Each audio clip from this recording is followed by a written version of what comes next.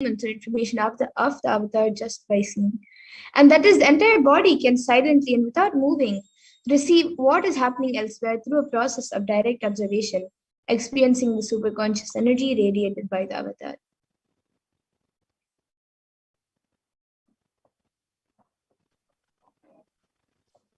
So the Akashic readings, the readings from the cosmic archives, is not a prediction. It is reading from the cosmic archives. So beyond space, creation and destruction happen simultaneously. In dimension of time starts the past, present, and future because Akashic records are stored in Akasha, the space dimension. There is no past, present, and future. That is why what you call as happened, happening, and yet to happen are already recorded. And now let's see who is the Supreme Pontiff of Hinduism, a small introduction of the Supreme Pontiff of Hinduism, the one who is giving this extraordinary science and great science to all of us. So the Supreme Pontiff of Hinduism, Jagadguru Mahasannidhanam, His Divine Holiness Bhagavan Nithyananda Paramashivam is the reviver of Kailasa, a macrocosmic enlightened Hindu civilizational nation. The Supreme Pontiff of Hinduism is the 1000th incarnation of Paramashiva as per Hinduism and has been recognized by his predecessors who are enlightened masters and adepts. The Supreme Pontiff of Hinduism has made the science of power manifestation, yoga, and temple-based universities a lifestyle for humanity. And the Supreme Pontiff of Hinduism is ordained as the 233rd Guru Mahasannidhanam of Kanchi Kailash Sarvampitam Vishwasatande Mandalaadinam, the incumbent emperor of Suryavamsha Suranga Samrajyam, and the present 293rd Jagat Guru Mahasannidhanam of Kailasonatha Shyamala Pita Sarvagni Pitam, and the present Mahamandleshwar of the Mahanirvani Akara, which is the largest apex monastic order. And the Supreme Pontiff of Hinduism is the 1000th Acharya Mahamandleshwar of Atal and is the present 23rd Guru Mahasannidhanam of Dharma Mukti Swargapuram Adinam and has been elected as the Supreme Pontiff of Hinduism by a congregation of over 1000 plus Hindu leaders. And he is revered as a teacher of Hinduism, the most prolific, most viewed, read, and watched. He has authored 300 books and 10,000 articles in 3 different languages, which are English, Tamil, and Sanskrit. And these are translated into 50 languages with over 1,000 titles. And over 20 million copies of these books and articles have been sold, read, and downloaded. And the Supreme Pontiff of Hinduism has given over 10,000 hours of discourses for humanity and reached and enriched over 1 billion lives digitally, and is respected as a commentator of all sacred scriptures such as Upanishads, Bhagavad Gita, Shiva Sutras, Brahma Sutras, Yoga Sutras, Ashtavakra Gitas, Jain Sutras, and many more. The Supreme Pontiff of Hinduism is honored as leader of Hinduism, the most awarded internationally recognized Hindu leader, and is reviver of 108 ancient Hindu sampradayas, which includes Rudrakanyas, Rudras, Rishis, Rishikas, Bhairavas, Bhairavis, Sanyas. And the Supreme Pontiff of Hinduism is also the establisher of the largest Hindu university, Kailasa's Nithyananda Hindu University in the world, with satellite campuses in 150 countries, and is the establisher of 1000 plus Kailasas, the enlightenment ecosystems. And the Supreme Pontiff of Hinduism is also the founder of 100 Sarvagni Pitas and has been the collector of the largest Hindu library with over 1 million books, 1 million palm leaf scriptures, and over 20 million digital books.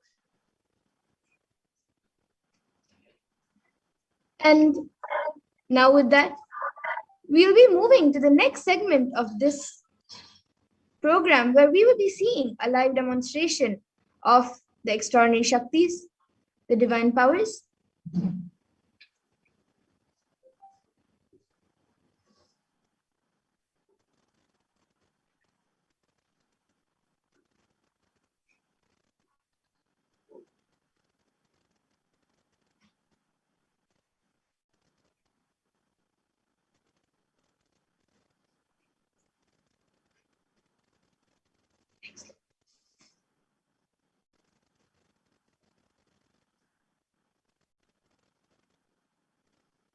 The Balasans, Nityananda Yogis, the initiated disciples of the Supreme Pontiff of Hinduism, will now be demonstrating the powers of third eye and sharing with all the experiences and results of the extraordinary manifestation of these divine powers awakened in us through initiation, Diksha.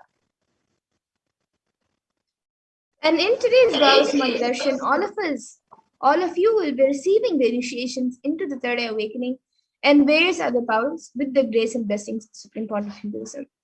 And with that initiation, you will be manifesting the following powers of third eye, which is seeing with eyes blindfolded, and various other powers.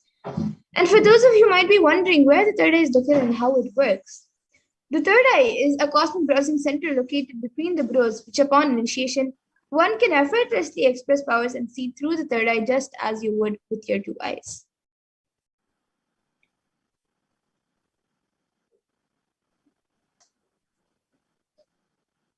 So, what are Shaktis?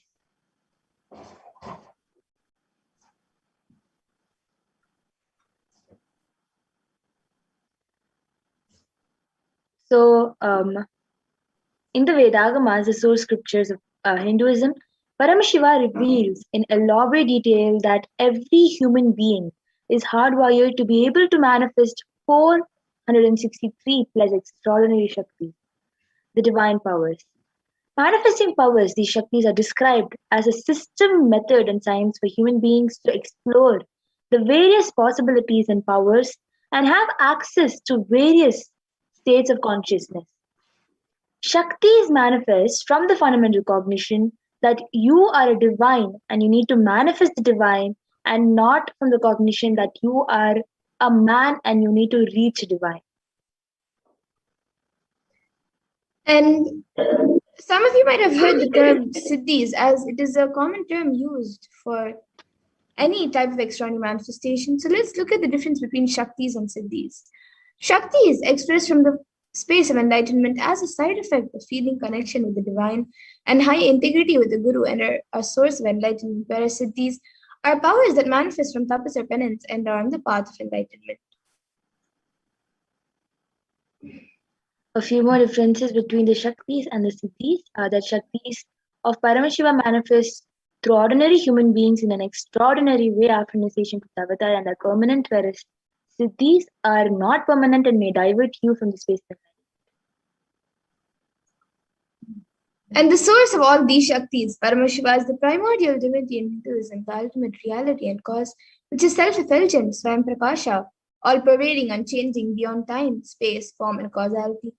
And as the fundamental base of Avyakta, the unmanifest, and Vyakta, the manifest existence, he performs the Panchakritya, or the five cosmic acts of Shrishti, which is creation, Sthiti, sovereign rulership and maintenance, Samhara, rejuvenation, Throbhava, pulling out delusion, and Anugraha, which is liberating grace for all living entities. And the avatar of Paramashiva, the supreme pontiff of Hinduism, Yogat Guru Mahasannidhanam, His Divine Holiness Bhagavan Nithyananda Paramashivam, is the reviver of Kailasa, the enlightened Hindu civilizational nation, that the great cosmic borderless Hindu nation. Ever since the beginning of the civilization, Sanatana Hindu Dharma has been cradle of enlightened beings and highly advanced sciences. It was where the science of enlightenment and powers, Shaktis, was lived and taught as a lifestyle. For the first time in modern day, the supreme pontiff of Hinduism is reviving these yogic sciences and transmitting it to the world at a record-breaking pace, which is never accomplished before.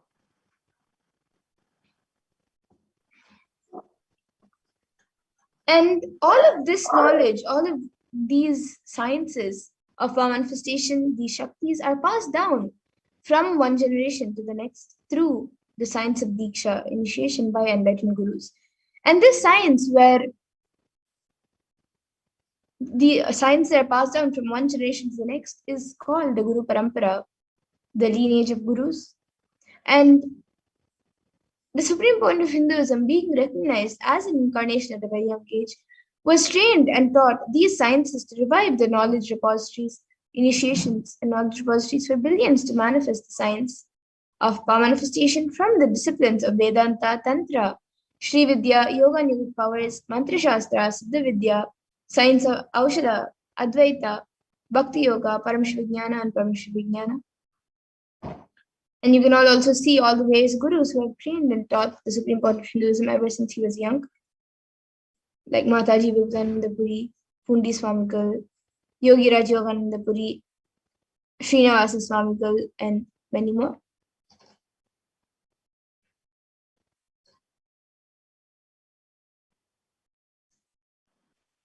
So, how do we awaken these Shaktis in us, these divine Shaktis in us? Every jnana, the ultimate truth mapped into your consciousness, prajna, manifests as possibility and power of every being, prajnana.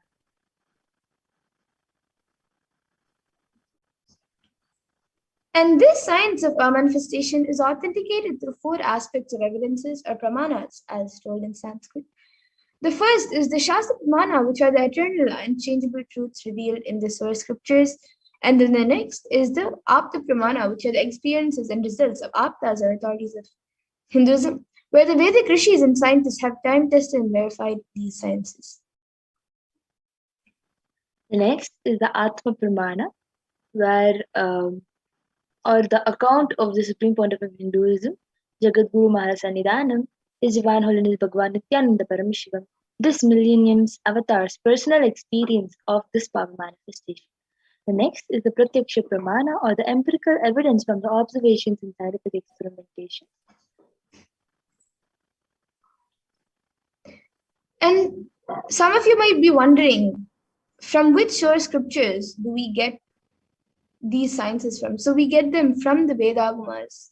And the Vedas are the ultimate superior authority for Hindus and are pure science where the ultimate truths are explained.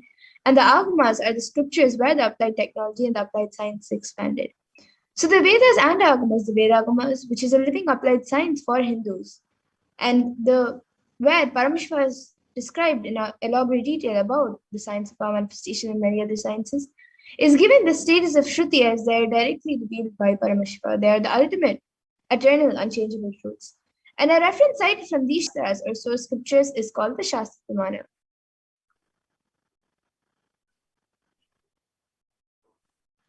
So let us get ready to witness a very unique and exciting demonstration of the power of third eye.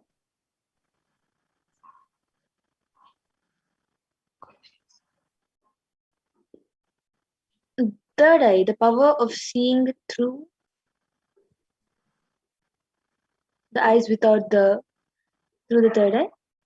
So this Shastra Pramana, the scriptural reference to manifest this power of third eye is comes out of the Vijnana Bhairava Tantra Dharana 11, 34th verse. कपालान्तर्मनोऽन्यस तिष्ठन्मीलितलोचनः क्रमेण मनसोदार्ध्यात् लक्ष्ये लक्ष्यमुत्तमम्. By fixing the mind on the inner space within the crown center and sitting stably without any movement, having the eyes closed in succession, by that stability of the mind and inner space, through the power of the third eye, one directly sees the ultimate goal Laksham, by having the vision beyond the sight that reveals any object or place, attaining the space of oneness with the source Paramashiva.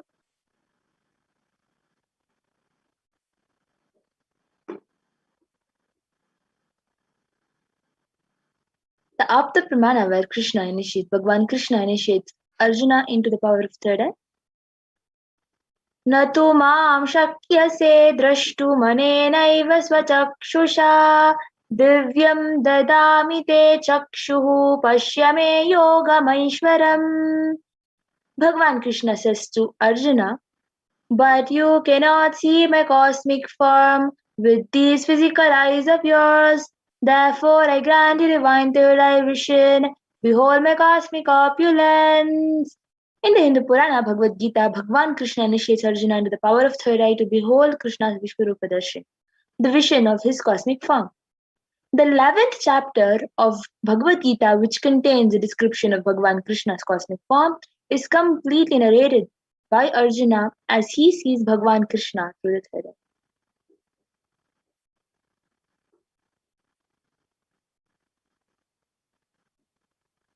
In Swamiji's own words, The first experience is that I was able to see everything around me, above me, the whole 360-degree, 10 directions below me, everything.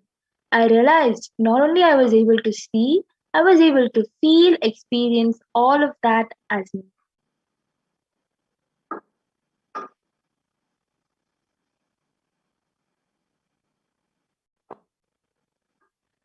Pratyaksha Pramana, the empirical evidence from the observations and scientific experimentations when doing daily activities.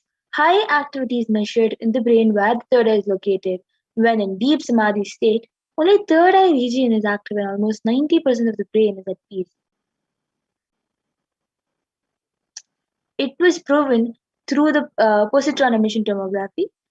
So now we will be entering into the Sakshi Pramana, the live demonstration of this power of third eye.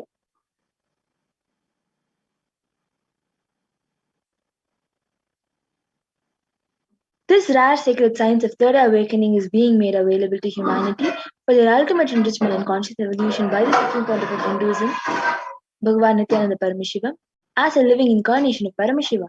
The Supreme Pontiff of Hinduism embodies the most profound yogic states that surpass all bounds of time, space, and matter.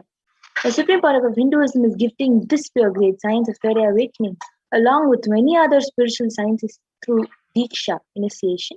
Millions of people have been initiated by the Supreme Pontiff of Hinduism and are experiencing the profound results as extraordinary powers in their everyday life.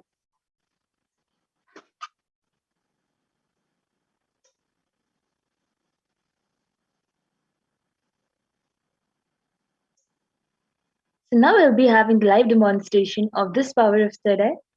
We have will be doing this demonstration of this power of third eye for everyone. So Mamadira has an eye band with her, which is having sponge attached to it. So as you all know, the sponge can easily just stick onto the skin. So the sponge has two openings into which the eyes will just go inside, and around the eyes, the sponge will just stick onto the skin. So it will not let any light to enter inside the eyes. So the cut which is there on the eye band is meant for it to stick onto the nose. So it will just go and get pressed onto the nose, and there'll be no possibility of any light to enter in, which means there is no holes. So she will not be able to see anything. Anybody who puts this eye band on will not be able to see anything. And the strap is for it to hold tightly onto the skin. So this is what is eye band. It is also scientifically proven to not let people use it, especially people who have insomnia use it so that they can have a better sleep. So we have with us a volunteer who will help Ma Madhura to secure the eye band tightly on her eyes.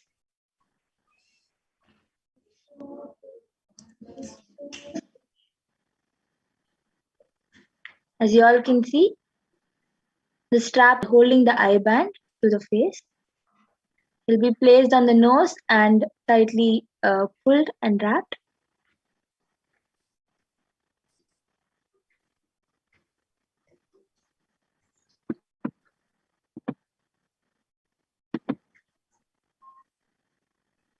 So as you all can see, the eye band, Madhura is going up, down, and to the sides. You all can see clearly that there is no such holes or there is no possibility of any light to enter inside. So now anybody who wants can start putting your comments in the YouTube Supreme Pontiff of Hinduism, Nithyananda, Kailasa Supreme Pontiff of Hinduism, Nithyananda YouTube channel. We are all live, so you can put your comments in there.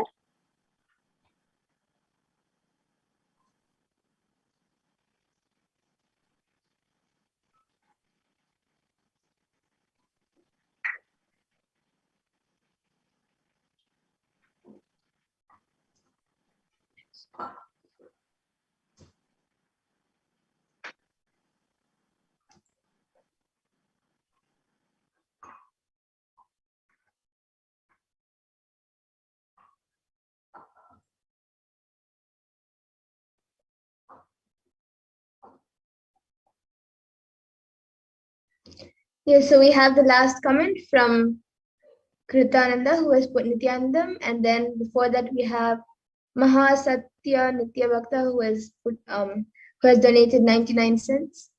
Thank you, ma'am, for your contribution to Kailasa. And then we have Prabjot Gill who has put thank you very much for the blessings. The fruits taste beautiful.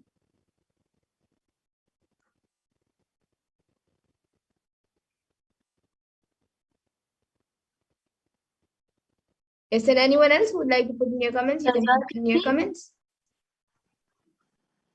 Yes. So as you all can see, the comments are also being projected. The contribution that Paramashiva revealed is exactly what is being put in the comments also. As you all can see, the comments are being projected, and Prabjot Gilaya has also put the exactly same comment that Paramashiva has revealed. Anybody else wants, can please put any comment, any random numbers, any scientific terms, um, random sentence that doesn't even make sense. So you can put anything, anything, a sticker or emojis. Through emojis, you can also put any hand gesture. Yes, so we have Silanji who has put hi and namaskar emoji.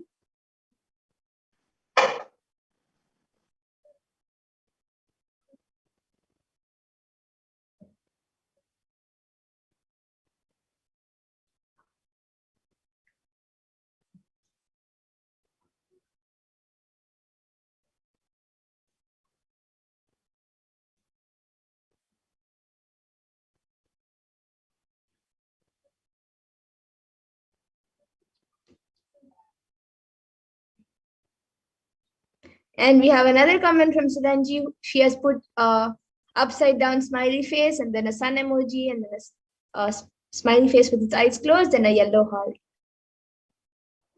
And it's all yellow emojis.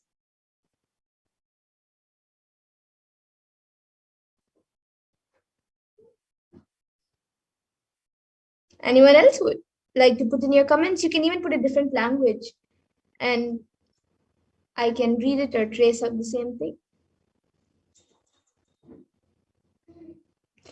Yes, we have one more comment.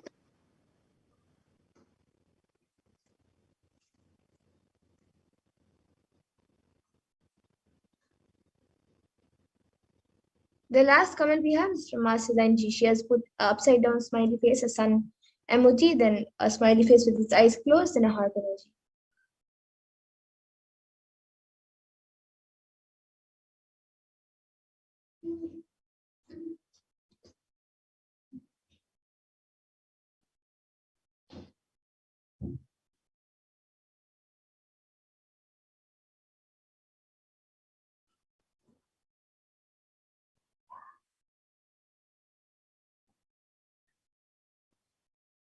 Yes, now we have Dolly Reddy who has put what a job naam.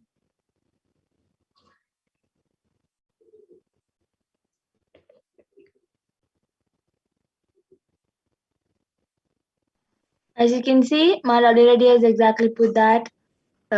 What is job now? And Marceline G has commented exactly the same emojis.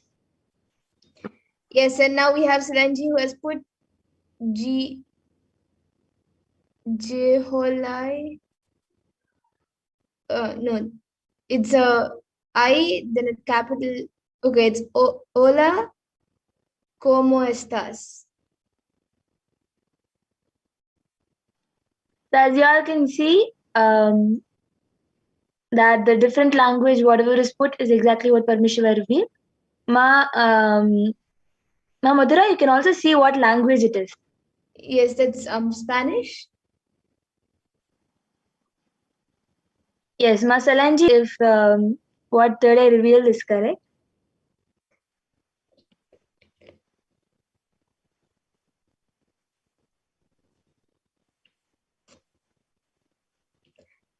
And Ma Purushananda now has put love Krishna.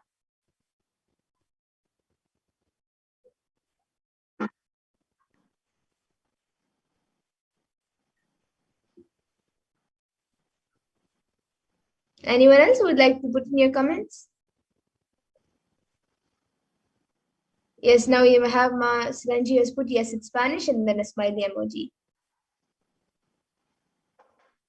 Anyone else? You can also put a sequence of emojis, numbers, letters, words, sentences that even don't make sense. And you can even put different languages, just like how Ma Silanji has put Spanish.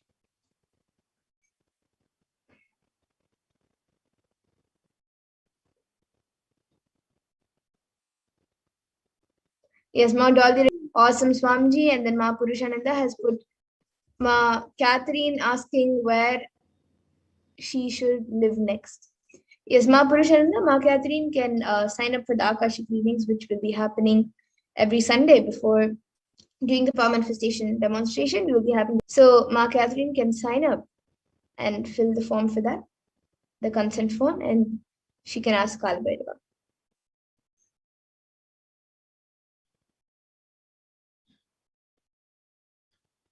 The link is tinyurl.com/askkalabhairava.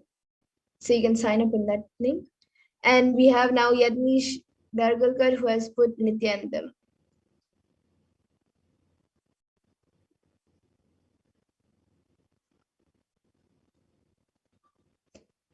And then now we have Masalanji who has put Ich bin froh and then a sun emoji.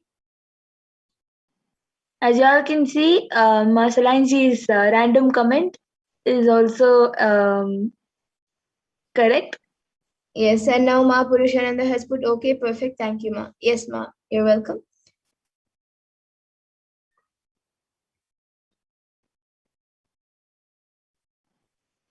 So, Ma Mother, I just wanted to ask in Ma Purusha's comment, is there something Yes, that you would like to mention? the thank you is THK space U. It's not the full word. It's put in the short form. Yes, as you all can see, it is that.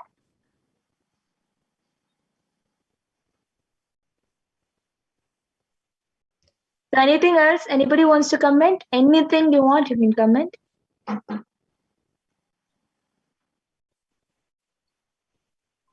It's okay. So now we'll be getting into the next power of body scanning. So I request the volunteer to now remove the IBAN. And all of you can see the IBAN being removed, and we'll be showing the IBAN even after it's removed. All of you can see that it will be just the IBAN. It will be just as it was before the IBAN was put. As you all can see right in front of you, the IBAN is being removed. And it is the exact same mindfold.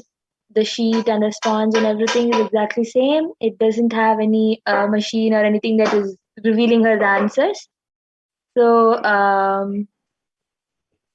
with this, we'll be entering into the next power, which is the power of body scanning.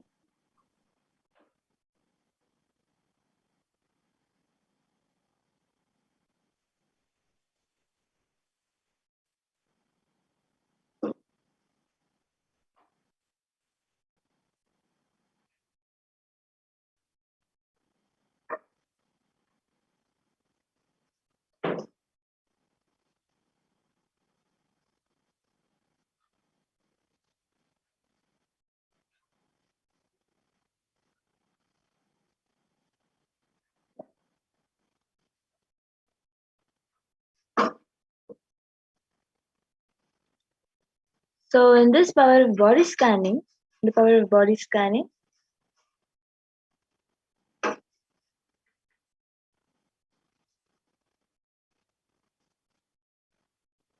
one awakens the ability to scan illnesses, diseases, medically diagnosed issues, and provide solutions through the awakened third eye.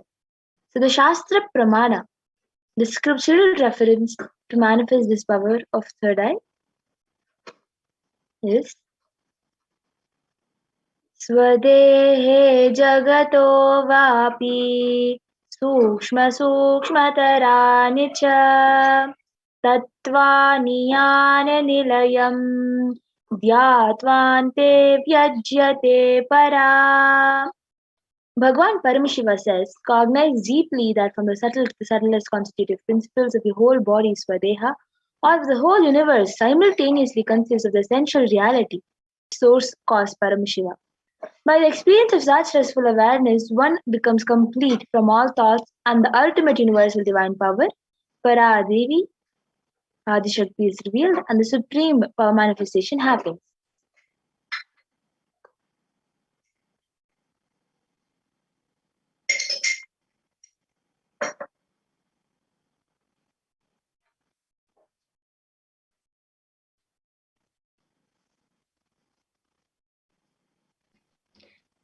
And the next, the Apta Pramana for this power of body scanning comes from the life of Siddha, whose name is Teriyar. So Teriyar was a prominent disciple of Agathir, and one day a man suffering from severe headache comes to Agathir for healing. And then Agathir uses the power of body scanning and identifies the root cause of the headache. He reveals that there is a small terai, a type of frog, sitting in the person's brain. Agathir then immediately instructs his disciple Teriyar to perform an open head surgery and remove the frog. And after the surgery is completed successfully, the person is cured and healed of the headache, and thus Teriyar gains the name Terayar.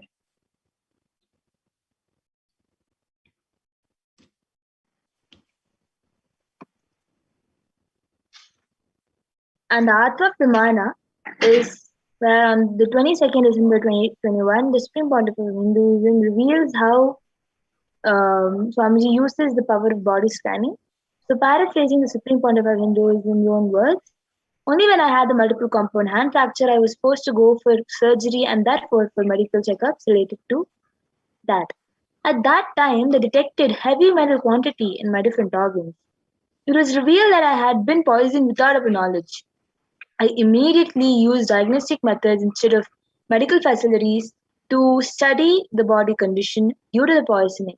Through body scanning, I found out what the problems, imbalances had happened and where balance had to be done. I used allopathy as the second opinion to verify my findings. And now all of you can see on the screen being projected some of the Sakshi Pramanas, the sharings of the extraordinary manifestation done by the initiate disciples of the Supreme Pontiff of Hinduism. These are just a few of the thousands who have been initiated and they have manifested these powers. And now we will be witnessing a live demonstration of this power of body scanning. So whoever would like a body scan can put your comments in the YouTube comment section and we will be doing a body scan for you.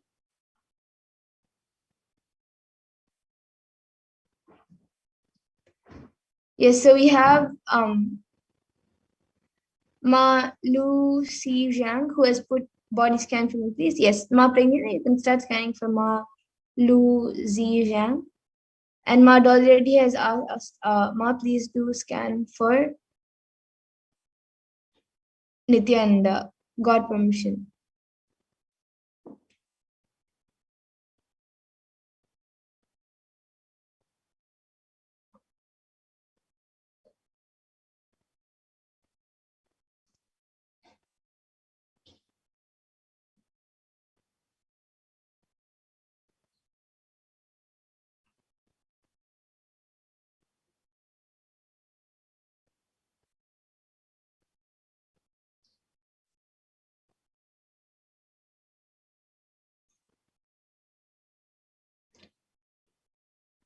Yes, so Ma already, I had scanned for Nithyanandaya, and I was able to see that he is quite healthy. He has to do more yoga and has to live a more active, physically active lifestyle. Of course, during this pandemic time, he shouldn't go out, but in the house itself, indoors itself, more active, more physically active schedule, and a more fruit and vegetable based diet. This will help him. So this is what I was able to see for him. And Ma Purushananda has asked a scan for Ma Catherine Alien. So do we have her permission, Ma Purushananda? Do we have Ma Catherine's permission? Okay, so Ma Catherine is asking herself for. So now I will be doing for Ma Catherine Allen. Yes. So Ma Luzi Zhang, what Paramashiva revealed is that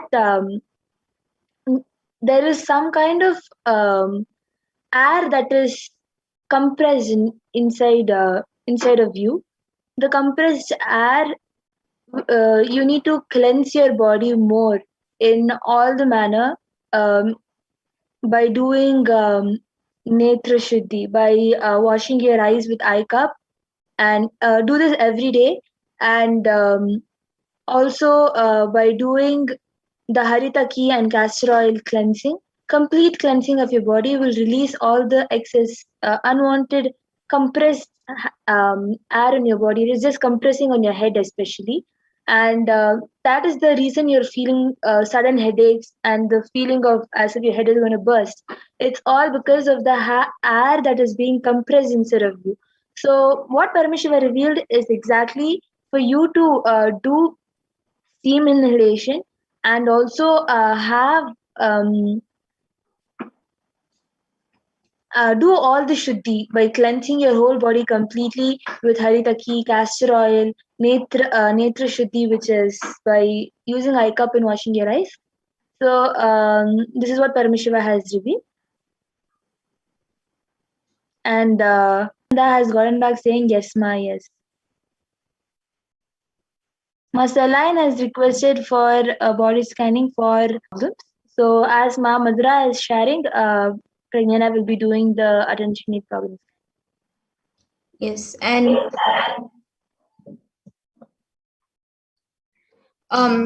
yes. So for Ma Catherine Allen, for her Ma, I was able to see that there's like a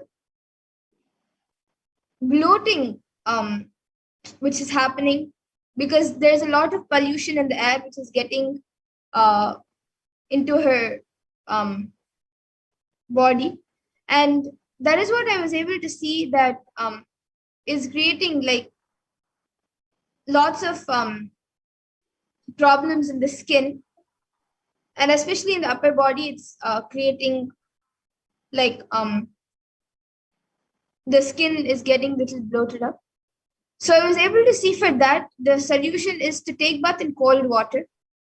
That will help in healing the skin as well and keeping the body healthy. So this was the solution I was able to see from our Catherine Allen.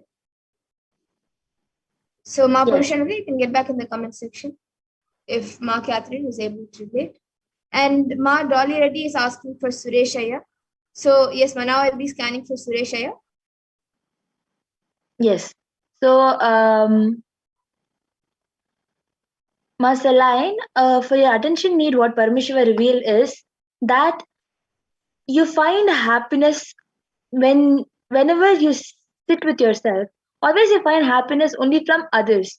You concentrate more on others instead of on yourself.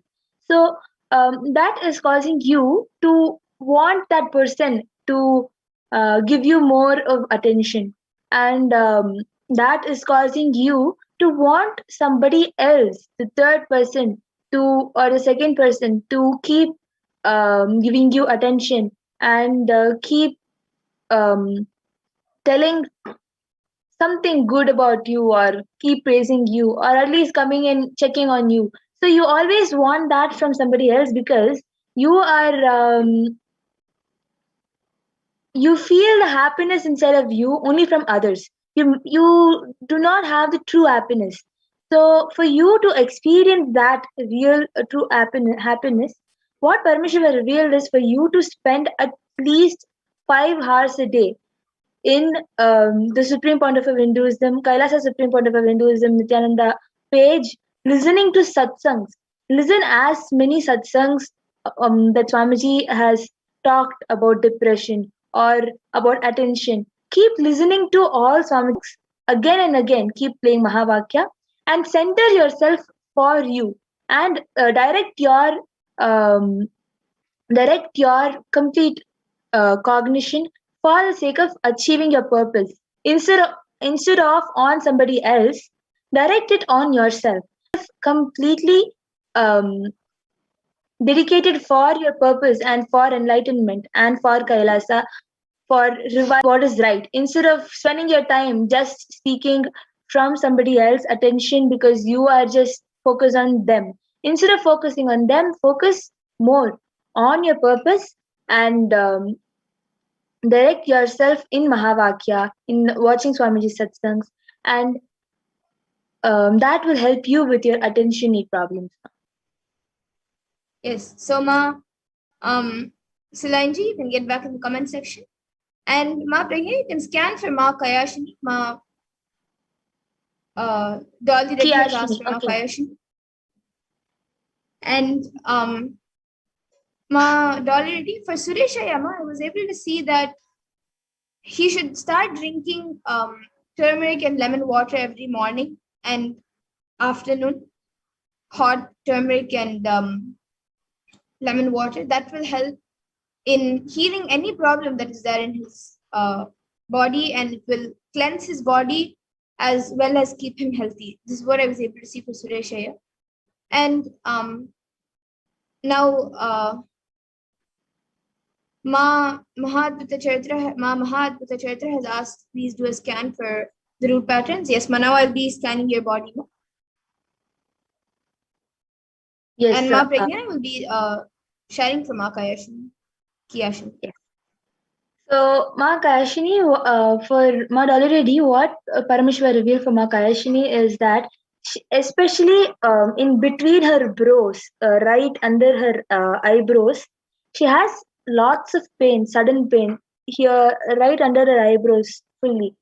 So, actually, it is not exactly headache, it's eye strain. So, the lighting in which she is saying, the amount of light she lets into her eyes is just straining her eyes completely. So she needs to get adjusted to first a dimmer light, and that will reduce her pain in her just under her eyebrows, right over here. It will just reduce her pain. And one more thing is, for when she just gets up, the first thing what she needs to do is to wet some cloth and really, even if you keep ice on top of the cloth, no problem, but it should be really cold and keep that cloth on top of the ice. This will also reduce the heat from the ice. So this is what Paramashiva has revealed for the eye problem particularly. And she faces some stomach pain. Suddenly she just has stomach pain that she is not able to control at all. She feels like this is just too much of a pain. So that pain is caused because of the digestion problem. She needs to just have some cleansing by drinking lemon water, warm lemon water every day in the morning. Having lemon water every day in the morning will help her with that, and also having haritaki after the complete day, towards the end of the day, having haritaki just before she sleeps. So this is the two solutions for the sudden problem in the stomach she faces that Paramishiva has revealed. And the consumption of water, uh, more consumption of water, at least 8 liter per day, is what Paramashiva has revealed. Yes. So Ma, already you can get back from Ma Kiyashini. And VDL Virumbi has asked for body scanning. So yeah. And Ma Mahadvita Charitra. For Yuma, I was able to see that your main root problem is that there is a small type of fear that sitting within you that makes you want to run away from any situation that you don't like. It makes you feel like running away from that situation or getting out of that situation through any way. Like you want to do something or the other, but get out of that situation that you don't like. So, and that is happening due to a type of fear sitting inside you. And I was able to see the solution for that is to do intense completion with your parents. That will help a lot in help you in getting rid of that fear of running away from situations that you don't like. So this is what I was able to see for you. You can get back in the comment section if you were able to relate. And Ma Purushananda has asked for body scanning and she has gotten back saying she needs to go. Okay. So yes, Ma, you can surely come on another day and we'll be doing the body scan for you. Yes. So with this, I think we can come to the conclusion of the body scanning. If anybody else wants, you can request maybe one more body We scan. have Vidyal Virumbiaya who has asked. Yes. So, Ma Madhura, you'll be doing body scanning for Vidyal Virumbi Aya. Yes.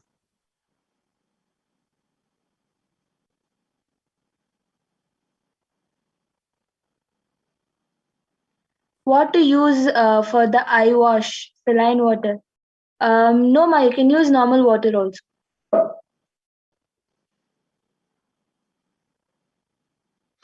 Ma Lucy Zhang, you can use the normal water also. It doesn't really have to be just saline water. You can use even normal water. That's best. Yes, and Vidyal Virumbiaya. For you, I was able to see Aya that there's few ulcers and boils that are being created in your stomach. So I was able, and that is actually affecting the digestion. So I was able to see the solution for that is to drink lots of fruit juices, fresh fruit juices. Make it at home itself. Don't get the processed fruit juices from the shops. You can make fresh juice at home and drink the fresh juices. So this is what I was able to see for UI. And yes, Mama Hadvita Chaitra has gone back saying, so accurate, Ma. I will find out where the fear comes from and complete with it. Thank you so much. Yes, Ma, you can do the completion and complete with the root pattern. And Yes. So, Maha Adbhuta Charitra, what Paramashiva revealed for your elder son, who is a minor also. So, she is given permission. So, what Paramashiva revealed for your elder son, the root pattern was that he is feeling kind of left out, and he's just feeling left out, which is causing him to feel sad and incomplete almost all the time. So the solution is for actually for him to sit and do the power manifestation for some time. This is what Paramashiva revealed. yes, so Mom Hadvita, that was for your elder son, Ma. And Ma Celine G has requested for body scanning for her friend Fanny Kumba, and Ma Purushananda has put another request for a scan from Ma Catherine Allen. Yes, Ma. So today, in the interest of time, we will be concluding the power manifestation segment. But every day at 2 a.m. IST and 4 p.m. IST, we will be having this segment and various other segments where we will be learning about the Parashakti. So you can come again and request your body scanning, and we'll be more than happy to do one for you. Today, in the interest of time, we'll be having to move on to the further segments. I thank all of you for the power manifestation for joining us, and please stay tuned for the further segments where we will be learning about who is Devi Parashakti and how we can receive her.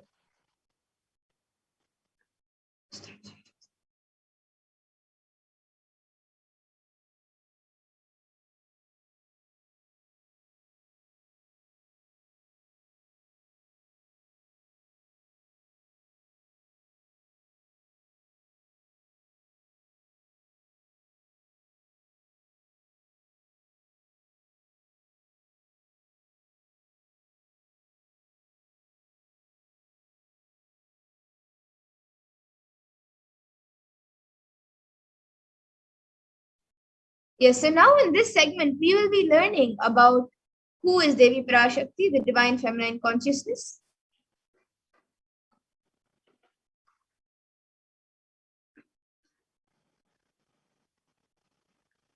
So the first is the Shastra Pramana from the Lalita Sahasranama Dhyana Shloka.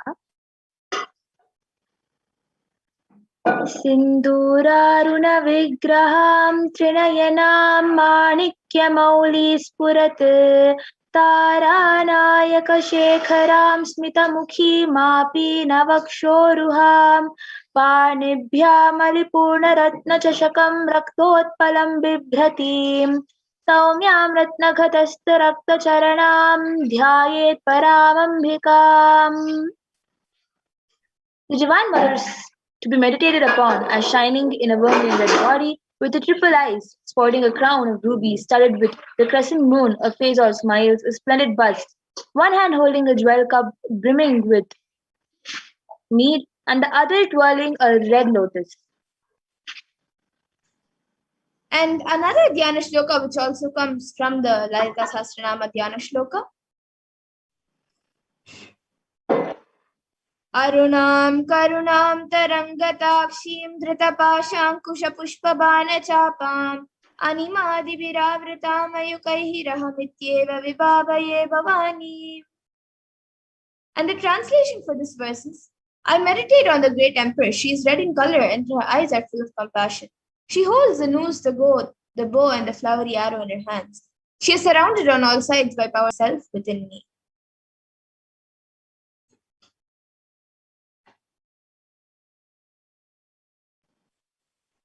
Devi, the ultimate pure feminine consciousness, Parashakti, is the cosmic mother. It is her cosmic womb from which billions and billions of universes come out and go in, source where the Big Bang and black holes go on. Parashakti is the source Shakti, source energy, source power, from which all of us came in, which all of us are even now, and in which all of us are going to merge. And out of her extreme love and compassion, Parashakti herself is manifesting through the embodied form as the Nijavatara of the Supreme Part of Hinduism, Jagat Guru Mahasanidanam, His Divine Holiness Bhagavan Nithyananda Paramashivam, gracing us, answering all of our questions, attending to our prayers, giving boons, healing us, revealing our past, present, and future, delivering profound spiritual truths, and ultimately giving us the experience of Paramashivoham itself.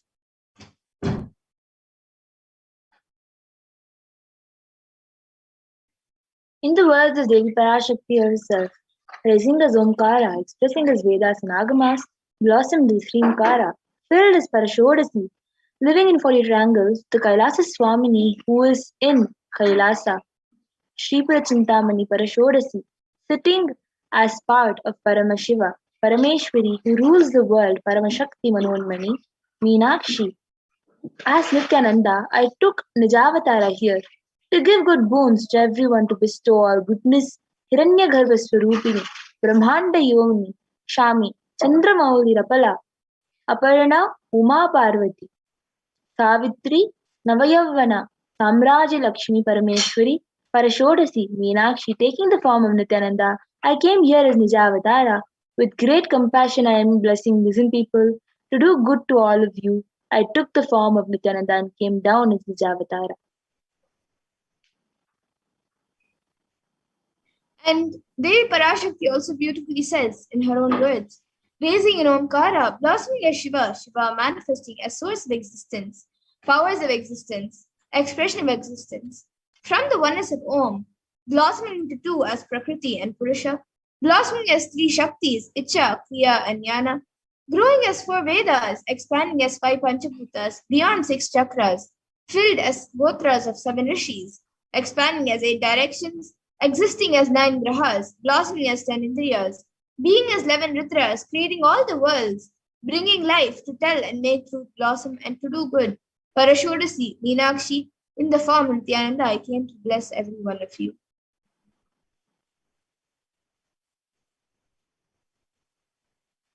Literally, you're seeing Paramashiva and Parashakti at the moment. She is there in your screen, so always receive her very traditionally. Keep two betel leaf, one banana, one betel nut, and one coin in front of the screen and watch Devi. The coin is considered traditional dakshina in the Hindu tradition. It can be to the lowest value in India. It can even be just 1 paise. In US, it can be even it can be a cent even. I'm not trying to monetize. Keep even 1 cent. It is okay. So for 100 days, if you have darshan, it will add up to $1. In India, even 1 paise is okay. And you can offer that to Devi Parashakti. And once the darshan is over, you can do namaskar and eat the leaf and the betel nut, taking it as prasadam immediately. And the coins that you collect, you can send it to the Los Angeles temple. And some of you might be wondering how this betel leaf and betel nut may benefit you. So this betel leaf and betel nut may look too small, but in a few days, you will see how much it adds to your sentiment that really she is there. You will not take the Devi Darshan for granted. Rituals will break your monotonous unconscious mentality and lifestyle and remind you and raise you to powerful cognition. It will break your unconscious behavior. So as you can see, you can arrange the banana, betel leaf, betel nut, and the coin on a plate like this. You can even add a coconut, kumkum, flowers if you want, but the main are these two. These four. After the Devi Parashakti Akashic hearing, you can have the banana as the prasadam and the betel leaf as the prasadam, and collect the coins to send it to the for as the dakshina for Swamiji. Yes, and now with that, we come to the conclusion of this segment where we have learned who is Devi Parashakti and how we can receive Devi Parashakti when she comes for the darshan. And with that, we'll be moving to the further segments where we will be learning what Devi Parashakti has revealed and how important it is for us to understand, internalize, and follow what Devi Parashakti has revealed for all of us, for humanity.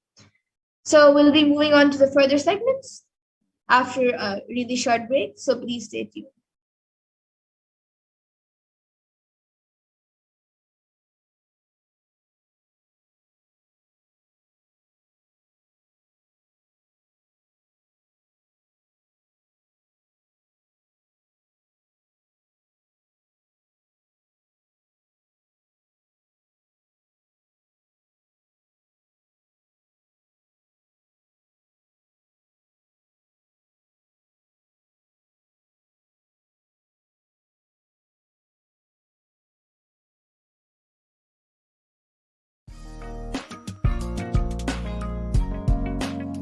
We get you health. We get you ability to build beautiful relationships in your life. We get you spiritual support, and we make sure you become wealthy.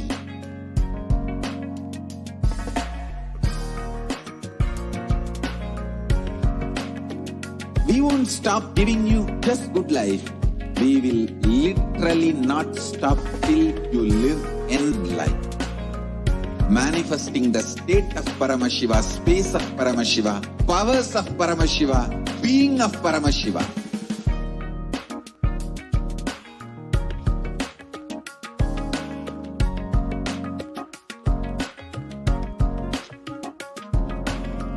Whole world should become e-Kailashian. I want the whole world to know Hindus have something great to contribute to the world.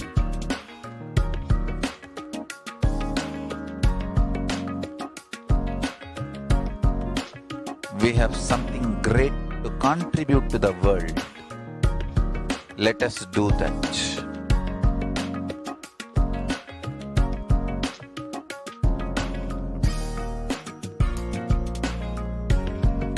E-Kailasa is proper customized spiritual service helping you to identify your root patterns of suffering. We have perfected the science of helping every individual from every cultural, religious, nationality background.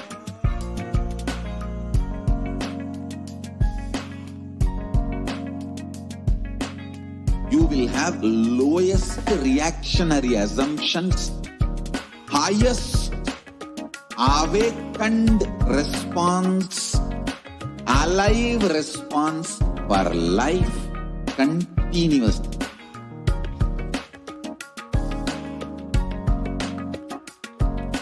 E-Kailasa is enlightenment ecosystem, literally enlightenment itself in your own home, wherever you are. Proper customized spiritual service helping you to complete with your life negativity. Withdrawal from life, self-hatred, self-denial, self-doubt, so much of tiredness, laziness, we can support you, aligning your diet, your attitude, your aptitude, your understanding about life. We can help you with everything.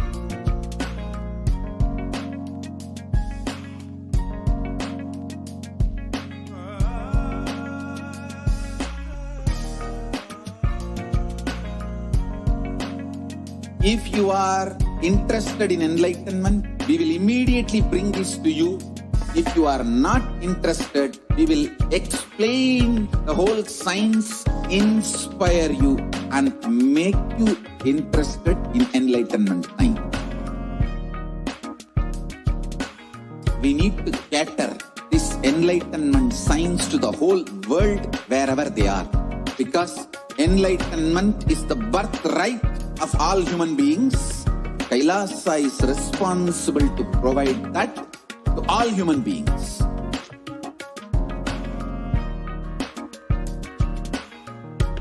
Kailasa is the totality of the knowledge I received from my gurus and practice manifested in my life, perfected by teaching millions of people from all cultures, time zones, backgrounds, genders, nation, race, from every creed.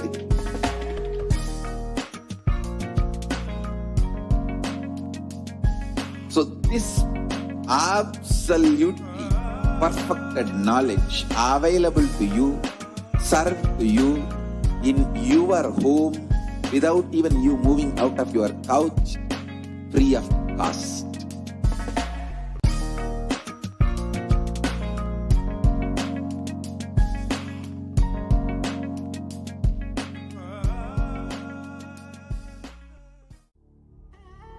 What I mean by the word e-Kailasa, listen intensely. Enlightenment ecosystem, literally enlightenment itself in your own home, wherever you are. If you cannot come to Kailasa, it's okay. Kailasa can come to you. Kailasa coming to you is e-Kailasa.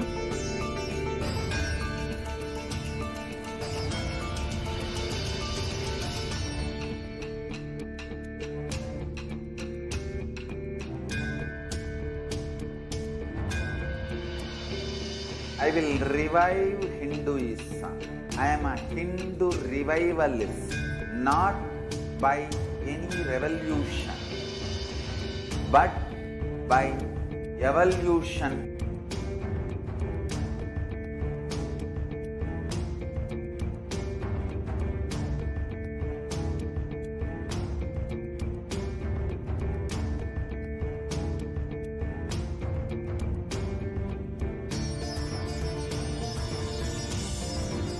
And setting model community.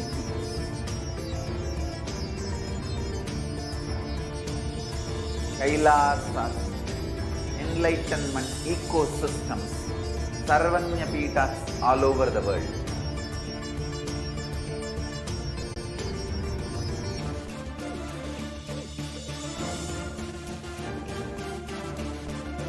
All powerful cognition, knowledge, only when you live, power manifestation and possibilities manifestation happens. This is a fundamental truth.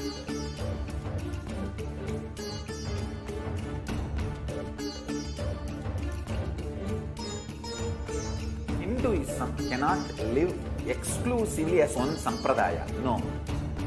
All sampradayas of Hinduism is an ecosystem.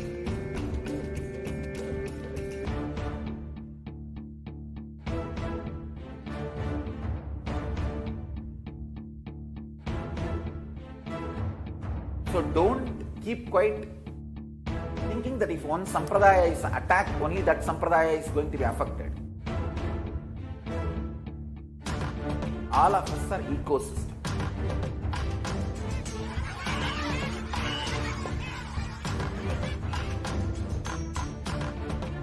I invite all of you to get involved and enjoy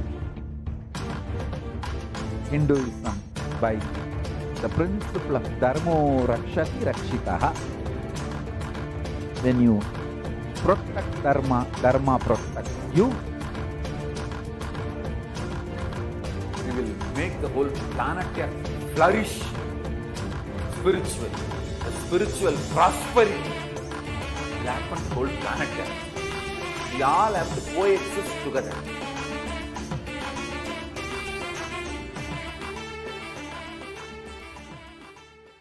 Just be alive for next 3 years. Don't die within next 3 years.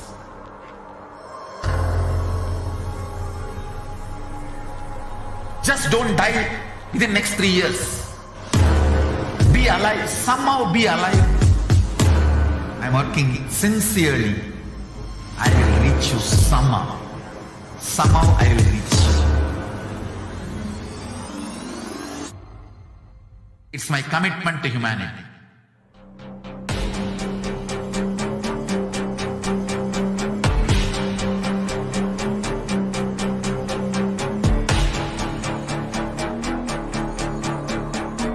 Just don't die within next 3 years. I will reach you wherever you are, whichever corner of the world you may be. I will reach you with enlightenment. You manifesting the space, state, powers, being Paramashivoham. It is possible, and it is possible for you.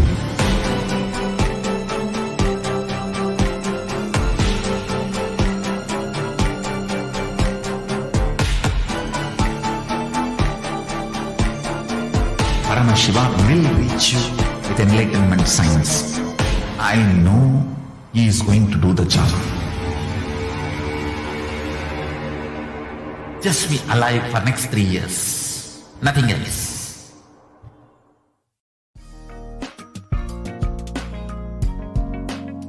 We get you help. We get you ability to build relationships in your life. We get you direct spiritual support, and we make sure you become wealthy.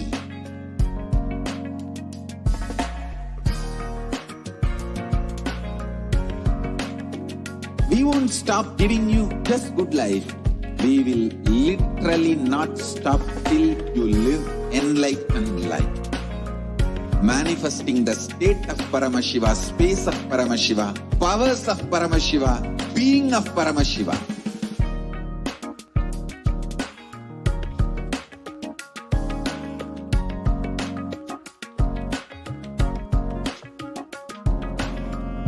Whole world should become e-Kailashians. I want the whole world to know Hindus have something great to contribute to the world.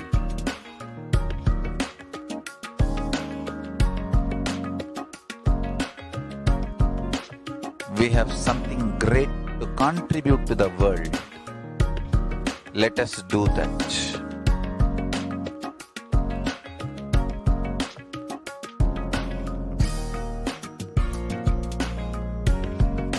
E-Kailasa is proper customized spiritual service helping you to identify your root patterns of suffering. We have perfected the science of helping every individual from every cultural, religious, nationality background.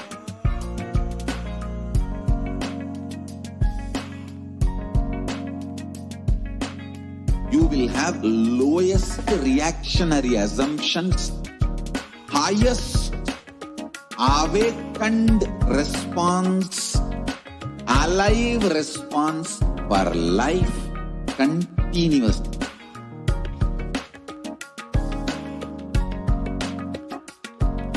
E-Kailasa is enlightenment ecosystem, literally enlightenment itself in your own home, wherever you are.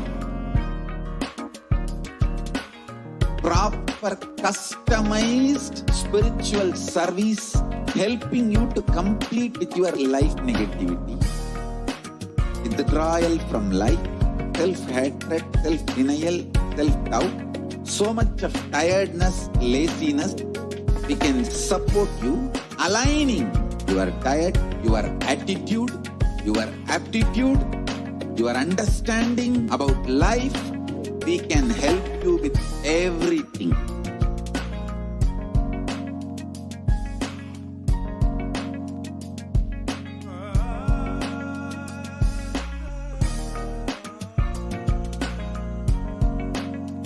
If you are interested in enlightenment, we will immediately bring this to you.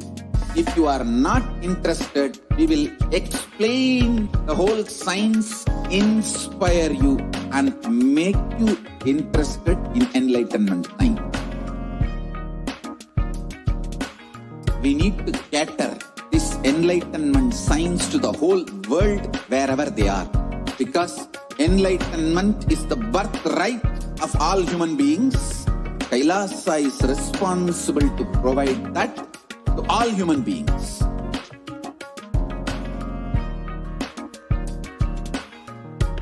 Kailasa is the totality of the knowledge I received from my gurus and practice manifested in my life, perfected by teaching millions of people from all cultures, time zones, backgrounds, genders, nationality, race, from every creed.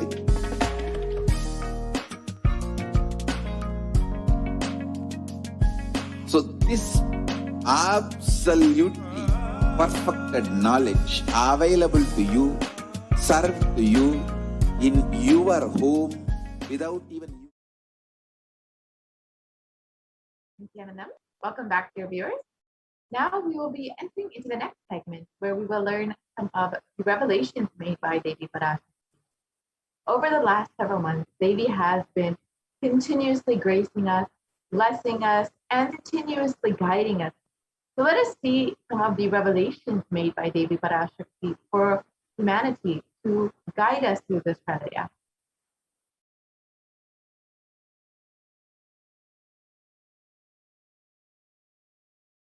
Let us look at the revelation on the 1st of June 2021.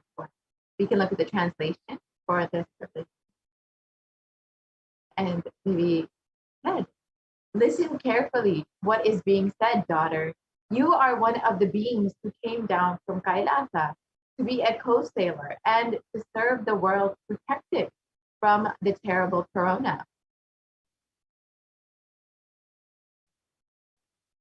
You forgot the purpose of coming and diverted into another life. Such beings as you who came from Kailasa are also the reason for this terrible pralaya. Like you and other such beings who came from Kailasa have become the reason for this great drama. Forgetting the divine seva you need to do and leaving the work you are meant to do, you are doing some other work. For 3 days, think about what I told. I will make you realize it in your dream, waking state, and conscious state. I will show you the truth. Once you see it, I will give Parashakti and Parihara. Go and come, O virtuous one." And on the 31st of May 2021, Ma Nithyananda Paramashivam asked Devi Parashakti for blessing the USA for protection from the ongoing mega drought. Devi blessed that the rain will happen in USA. And there was rain in Leicester town in the USA immediately after, where the town was originally experiencing drought. They immediately had rainfall.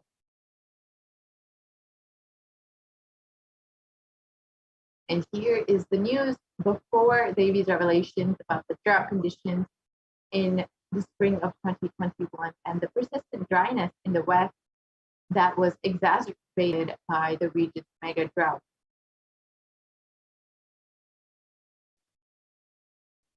And listen to Devi's blessings for the drought affected Leicester town.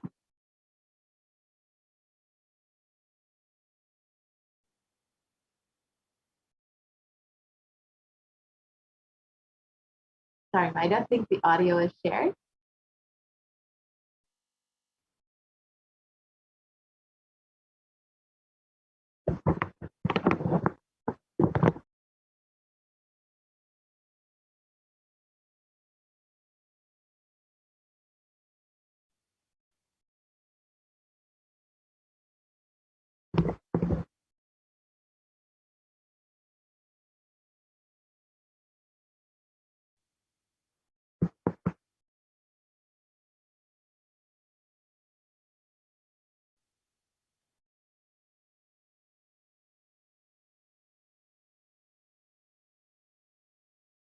And Devi's word map in English. Nithyananda Prajna.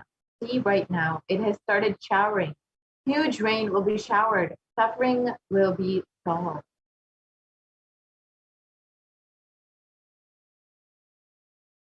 Forest fire will not be there. Mother, I gave my grace showering. It has started to rain in your country. Go and come.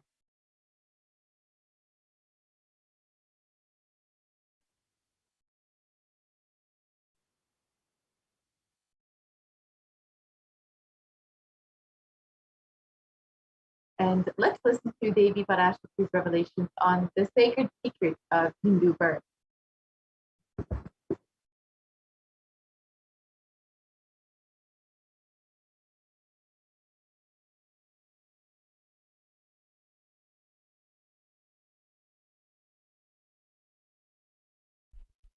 நன்றாய் கேட்டுக்கொள்.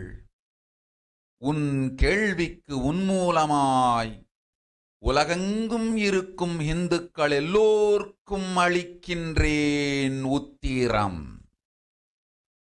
கேட்டு வாழ்ந்தால் உங்கள் வாழ்க்கை பத்திரம். நன்றாய் கேளுங்கள்.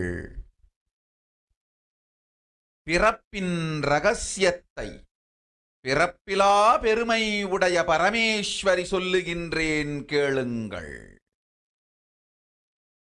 அண்டஜம், யோனிஜம், ஜலஜம், பீஜம் எனும் 4 விதமான பிறவிகளில் 84,000 யோனிகளில் பிறக்கும் பிறப்புகளிலேயே பெருமை வாய்ந்ததும் உத்தமமானதும் மனிதப் பிறவி. அந்த மனிதப் பிறவியிலும் பலமுறை பிறந்து உழன்று அரசியல், பொருளாதாரம், சுகபோகம், தர்மம், அர்த்தம், காமம் எனும் ஆசைகள், துக்கங்கள், அச்சங்கள் அனைத்திலும் அழன்று உழன்று இனி வேண்டாம் இப்பிறவி, வேண்டுவது மோட்சமே என்று முடிவெடுத்தோர்க்கு மட்டுமே ஹிந்து மத யோனிஜம், ஹிந்து பெற்றோர்க்கு பிறந்திடும் சனாதன ஹிந்து தர்ம யோனிஜம். மனித பிறவி உத்தமம், சனாதன ஹிந்து தர்ம மனித பிறவி உத்தமோத்தமம். இந்த உத்தமோத்தம பிறவி எடுத்த எல்லோருக்கும் ஜீவன் முக்த விஞ்ஞானத்தையும் சனாதன தர்மத்தையும் காக்கின்ற கடமையும் உண்டு. அதனால் வருகின்ற நன்மையெல்லாம் அனுபவிக்கும் உரிமையும் உண்டு. இந்த கடமையை செய்வோம் என்று சத்தியம் செய்ததனால்தான் அந்த உரிமை அளிக்கப்பட்டது. பூமிக்கு வந்தபின் மனம் மயங்கி மதிமயங்கி சனாதனால் மாயை அவர்கள் உயிரை பறிக்கின்றாள். நன்றாய் புரிந்து கொள்ளுங்கள். உயிரை கொடுத்தாலும் தர்மத்தை காப்போம் என்று உறுதி எடுத்தவர்க்கே சனாதன இந்து தர்ம யோனிஜம் அளிக்கின்றேன் யான். உடல் பெற்ற பிறகு ஊழிப் பெருவலியால் ஆசை அச்சங்களை உதறவிடாது, உதறியும் விடாது சனாதன இந்து தர்மம் காக்க மறந்தோரை உயிர் வாழத் தகுதியில்லாதவர் பட்டியலில் உடனடியாய் மாயை சேர்க்கின்றாள். அதனால் ராட்சசர்களும் அசுரர்களும் தானாகவே இவர்கள் உயிரை எடுக்கின்றார். நன்றாய் புரிந்து கொள்ளுங்கள். உயிரை கொடுத்தாலும் தர்மம் காப்போம் என்று நிற்பவர்க்கு நிலைத்திடும் வீரஸ்வர்க்கமும் கைலாச பதவியும் தர்மம் காக்க மறந்த உத்தமோத்தம ஜனனமான சனாதன இந்து ஜனனம் பெற்ற மக்களுக்கு இல்லை வேறு கதி. சனாதன இந்து தர்ம மனித ஜனனம் உத்தமோத்தம மனித ஜனனம். உங்கள் உரிமை உலகில் அதிகம். உங்களுக்கு கடமையும் உலகில் பெரிது. தர்மம் காத்தாலே கடமை. தர்மம் காக்காதார்க்கு உயிர் வாழும் உரிமை இல்லை.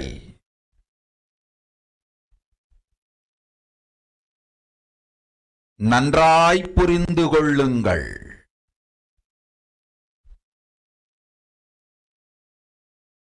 உத்தமோத்தம பிறவியான சனாதன இந்து தர்ம பிறவி எடுத்த எல்லோரும் புரிந்து கொள்ளுங்கள்.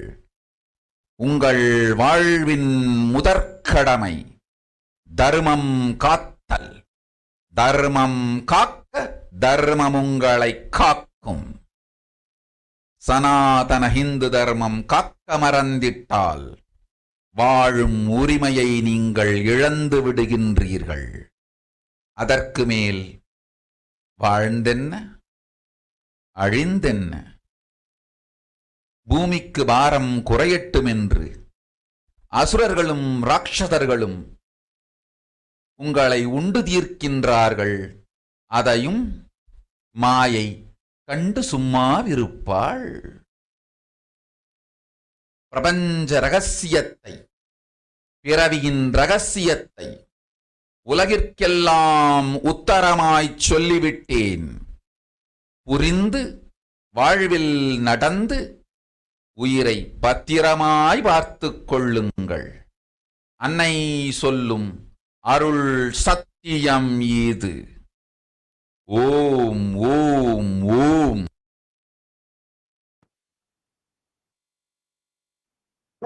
Look at the translation. நன்றாய் கேட்டுக்கொள்.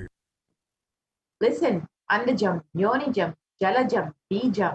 Like this in 4 types of birth, in 84 lakh yonis. In all these births, the most greatest birth of them all is the human birth.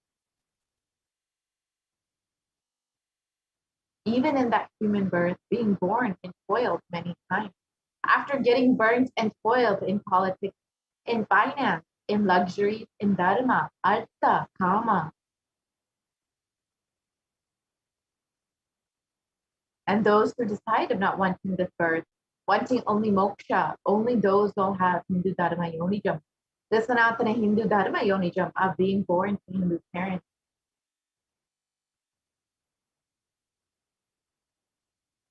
Human birth is uttamam, the best. Sanatana Hindu Dharma human birth is Uttamottama, the best of the best. Everyone who took this Uttamottama birth has the responsibility of protecting the science of living enlightenment and Sanatana Dharma.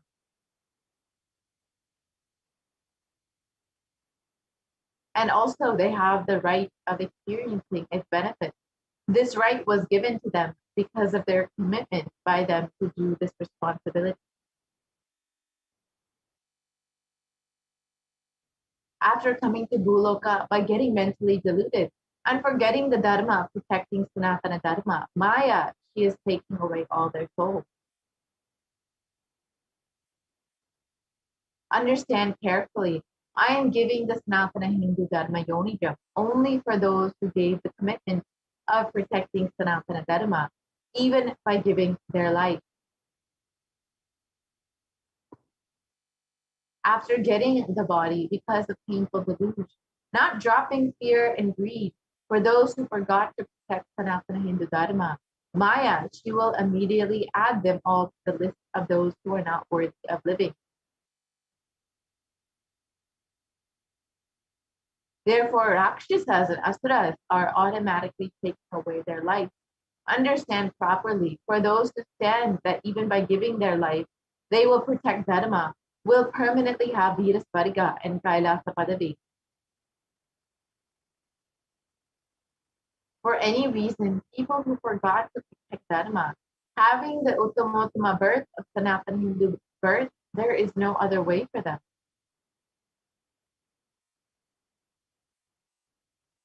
Sanatana Hindu Dharma human birth is the Uttamottama human birth. Your rights in this world are immense. Also, your responsibility in this world is large. Protecting Dharma is responsibility.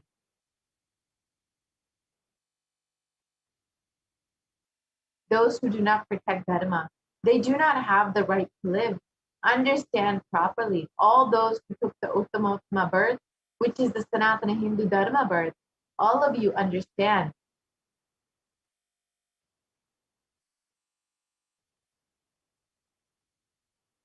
The first responsibility of your life is protecting Dharma. If you protect Dharma, Dharma will protect you. If you forget to protect Sanatana Hindu Dharma, you lose the right of living.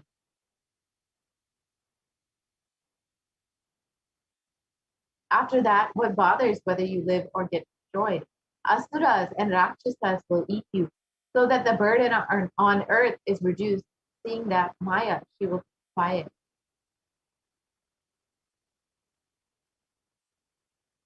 So let us look at what Devi has revealed.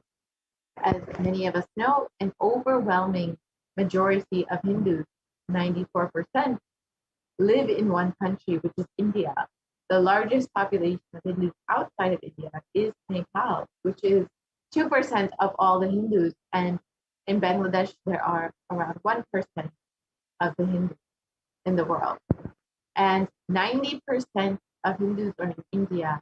And it is one of the worst hit countries by COVID-19. This is unfortunately not a coincidence.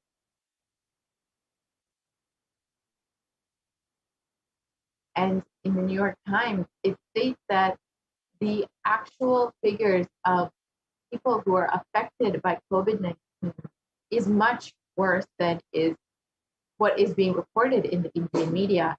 It is more than likely half of the Indian population that could be infected with COVID-19 in a worst case scenario, with nearly 4.2 million deaths.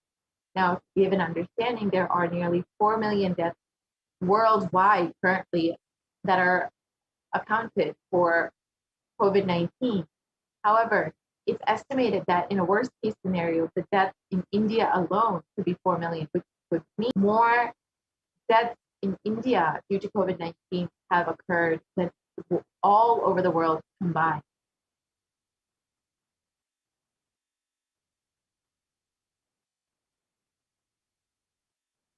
And the Indian population is around 136 crore, or 1.36 billion. And it's estimated that nearly 70 crore or 700 million people could be infected with COVID-19, which is nearly half the Indian population. So let us understand Devi Parashakti's revelations on the Hidimi Bhojanam hell that has opened in India.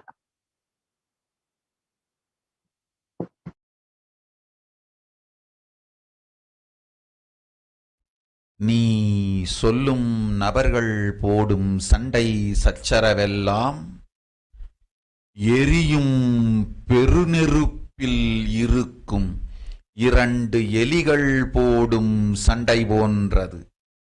யார் சரி யார் தவறென்பது இப்பொழுது முக்கியம் அல்ல. உயிர் காத்துக் கொள்ளுங்கள், எல்லோரும் நன்றாய் புரிந்து கொள்ளுங்கள்.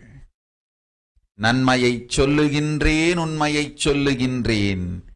இந்திய நாட்டில் இருக்கும் மக்கள் எல்லோரும் கேளுங்கள். கருட புராணத்தில் வியாசன் சொன்ன கிருமி போஜனம் என்னும் நரகம் திறந்து நேரடியாய் இந்தியா மீது இடிபோல் விழுகின்றது. ஆதி கைலாசத்திற்கு ஓடிச் சென்று வருமுன் காத்துக்கொள்வது மட்டுமே ஒரே வழி. கொரோனா பெருந்தொற்று கொள்ளை நோய் கிருமி போஜனம் எனும் நரகத்தை பூமிக்கு கொண்டு வந்து விட்டது. அகோர தாண்டவத்தின் ஆட்டம் யாராலும் அடக்க முடியாத அளவிற்கு ஆரம்பித்து விட்டது. புதிதாய் உருக்கொண்டிருக்கும் இந்த நுண்ணுயிரி மைல்கள் கடந்தும் காற்றினில் உயிர்ந்து மற்ற உயிர்களையும் அழித்து உடல்களைத் தின்னும் பெரும் வலிவு கொண்ட பேரசுரர்களாய் வலம் வரத் துவங்கி விடுகின்றது. நன்றாய் புரிந்து கொள்ளுங்கள். வருமுன் காத்துக் கொள்ளுங்கள், அது ஒன்றே வழி. அதற்காகவே ஆதி கைலாசத்தை திறந்து வைத்திருக்கின்றேன். உயிர் காத்துக் கொள்ள வேண்டி விரும்பும் எல்லோரும் ஓடுங்கள் ஆதி கைலாசத்திற்கு. இந்த நரகம் திறந்து உலகெங்கும் பரவப் போகின்றது. கிருமி போஜன நரகம் பூமிக்கு வந்துவிட்டது. மனிதர்கள் செய்த மகா கொடுமைகளினால். அன்னை முன்னின்று என் அடியவரை காப்பேன் சொல்வதை கேட்டு உயிர் காத்துக் கொள்ள விரும்புவோர் வருமுன் காப்பது ஒன்றே வழி என்று தெரிந்து செல்லுங்கள் ஆதி கையிலைக்கு. ஓம் ஓம்.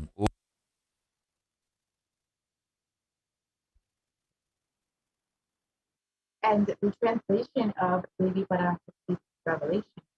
Everyone in India, all of you listen. The hell of Bhojanam that was mentioned by the Akashic Garuda Purana has opened and is directly falling on India as thunder.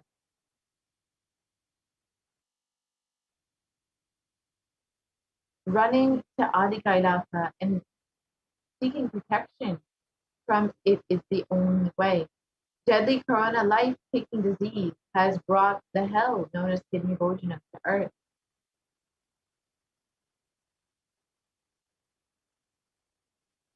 The dance of the Agora Tandava, which no one could control, has started. This microorganism that has formed will be alive in the air for miles together. Destroying other souls, they will eat bodies.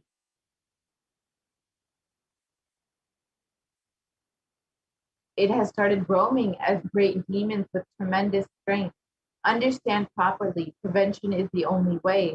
For that, I have opened Adi Kailasa for those who want to save their lives. All of you run to Adi Kailasa. Only in India, this hell is going to open and is going to spread to the whole world. The Hidimi Bhojanam hell has come to the earth because of the suffering done by humans. Mother, I will protect those at my feet. Those who listen to me and wish to save their prevention is the only way. Go to Adi Kailasa.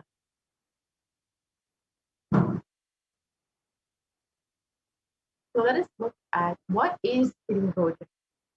The Kirimi Bhojam is one of the 28 hells described in the Hindu scriptures, where people are sent to suffer in a pit to be eaten up by worms. And this is mentioned in the Garuda Purana, the Devi Bhagavata Purana, and in chapters 21 and 22, and the Shiva Purana in chapter 15.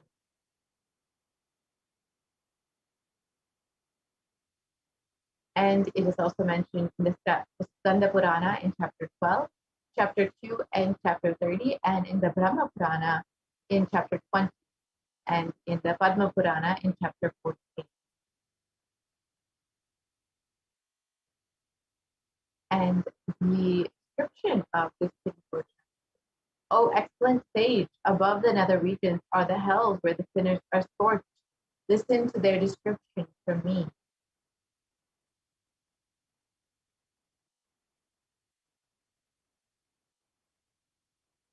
They are Raurava, Shukara, Nada, Tala, Vivasvat, Mahajvala, Taptakumba, Lavana, Vilohita.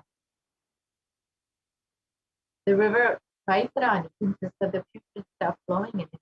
The Kirimi Bhojana, the Asit Ravana, and the Lala Bhaksha are the terrible hells.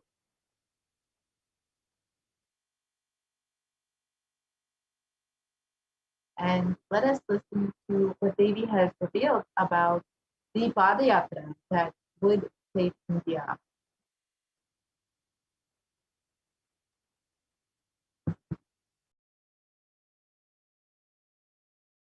ஓம் ஓம் விநாயகா ஸ்ரீகண்ட 2022 வரை India செல்ல வேண்டாமா என்று கேட்கின்றாய். நன்றாய் தெரிந்துகொள், சொல்வதைப் புரிந்துகொள். இந்த பெருநரகமான கிருமி போஜனம் இந்தியாவிற்குள் வரக்கூடாது என்பதற்காக 2020 பாரதம் முழுவதும் 12 ஜோதிர்லிங்கமும் பாத யாத்திரை செய்திடவே என் மகன் மூலமாய் திட்டமிட்டிருந்தேன்.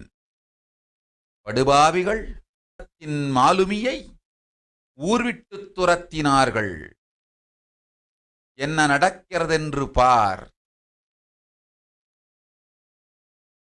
முறையாக கைலாய நாட்டின் தலைவனாக நிறை மரியாதையொடு நல் மதிப்பொடு என் நிஜாவதாரம் நித்யானந்தன் திருவடி மீண்டும் பாரதத்தில் பட்டு பாத யாத்திரை செய்த பிறகு மட்டுமே நீ அங்கு செல்ல வேண்டும். அதுவரை உன்னை காத்து செல்லாதே. ஓம் ஓம் ஓம்.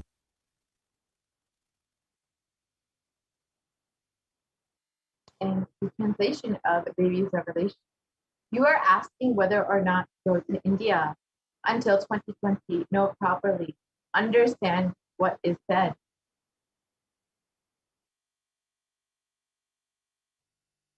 For this huge hell, Kirimi Bhojam, not for come to India.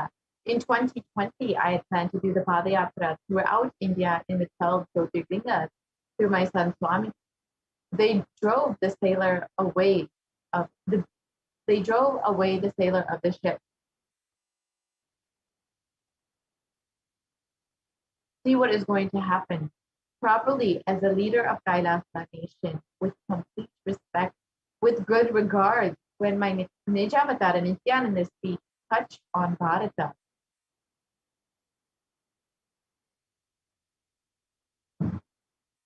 And does the Padayatra. Only after this, you should go there. Till then, protect yourself. Do not go.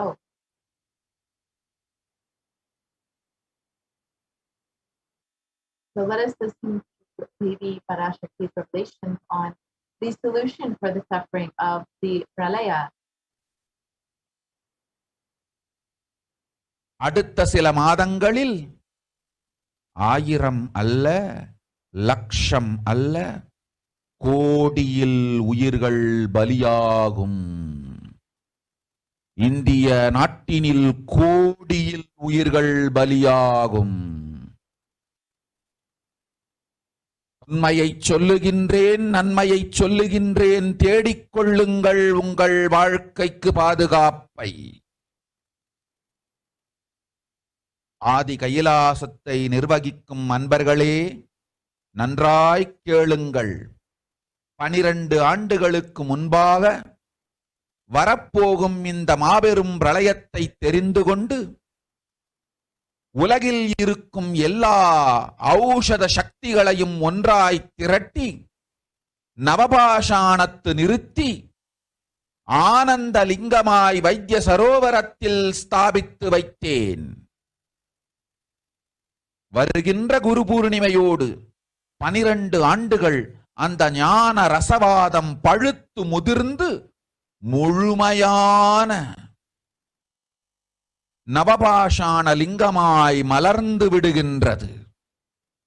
வருகின்ற குரு பௌர்ணமியில் இருந்து வருகின்ற எல்லோரும் அங்கு வந்து நவபாஷாண தீர்த்தத்தில் தீர்த்தமாடிச் செல்ல அனுமதியுங்கள்.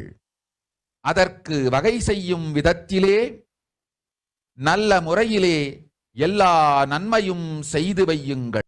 இந்த தீர்த்தத்தில் தீர்த்தமாடியோர்க்கும் அந்த தீர்த்தத்தை அருந்தியோர்க்கும் கொரோனா கொடுந்தொற்று வராது, மரணம் இல்லை, துக்கம் இல்லை.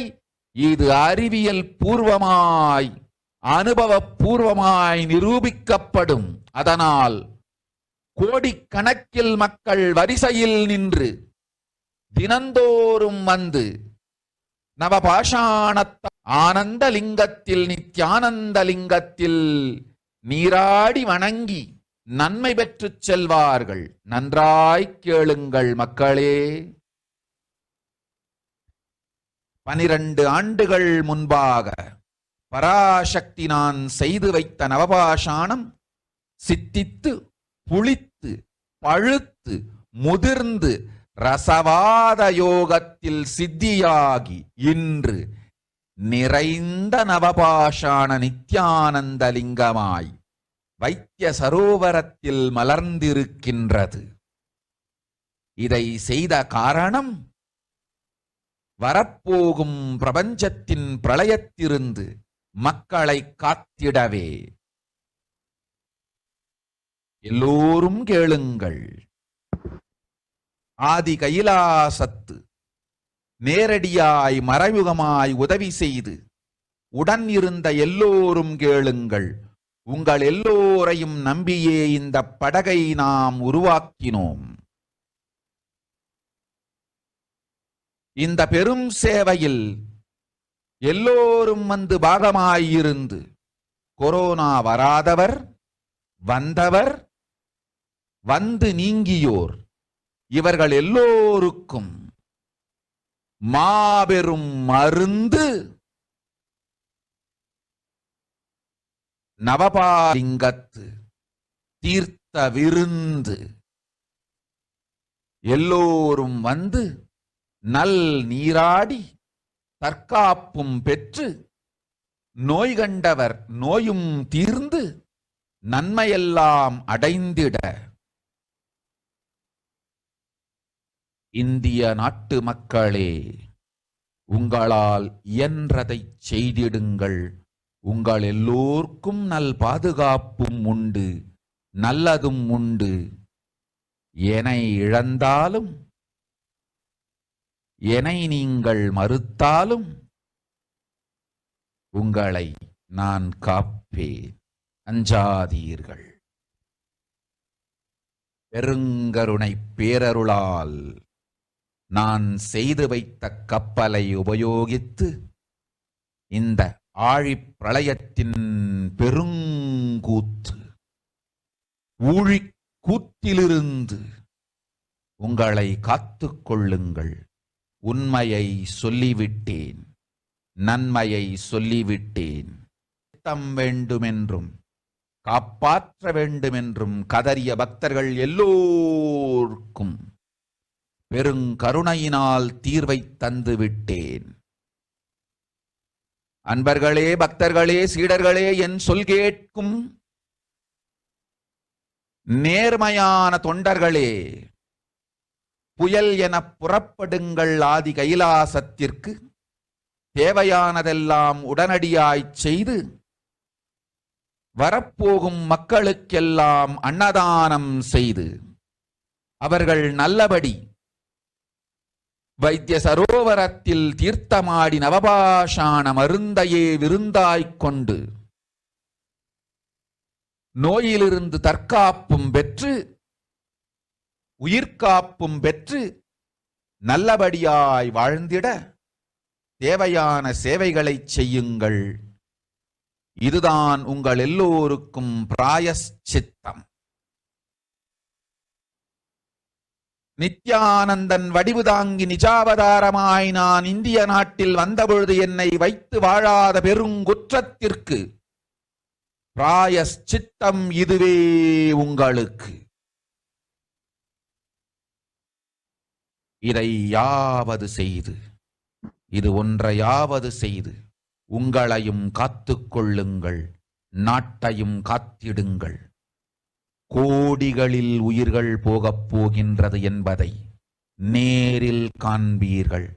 கண்ட பிறகுதான் நான் சொல்லும் வார்த்தையின் சத்தியமும் உண்மையும் உங்களுக்கு புரியப் போகின்றது. அழிவதற்கு முன்வந்து நவபாஷாண மருந்தை விருந்தாய்ப் பெற்று மரணத்திலிருந்து உங்களை காத்துக் கொள்ளுங்கள். மக்களே, இது ஒன்றே வழி. ஓம் ஓம் ஓம். பெருங்கருணை பேரருளால் அன்னை பராசக்தி அருளினேன் சத்தியத்தை. இந்த ஒரு சத்தியத்தை உடனடியாய் புரிந்து கொண்டு உங்களுக்கும் உலகத்துக்கும் நன்மை செய்து கொள்ளுங்கள். ஆதி கைலாசத்து நித்யானந்த லிங்கத்தின் எல்லைக்குள் ஆருக்கும் கொரோனா உண்டாது. இந்த சத்தியத்தை அனுபவபூர்வமாகவும் அறிவியற்பூர்வமாகவும் முழுமையாக நீங்கள் புரிந்து கொள்வீர்கள்.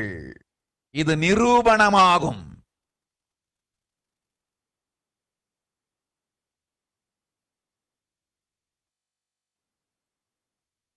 அன்னை பராசக்தி 12 ஆண்டுகளுக்கு முன்பாக உள்ள ஞான ஔஷத சக்திகள் அனைத்தையும் பிரம்மாண்ட யோனி ஹிரண்ய கர்ப்பத்திலிருந்து கொண்டு வந்து உருவாக்கி வைத்த நவபாஷாண லிங்கம் இன்று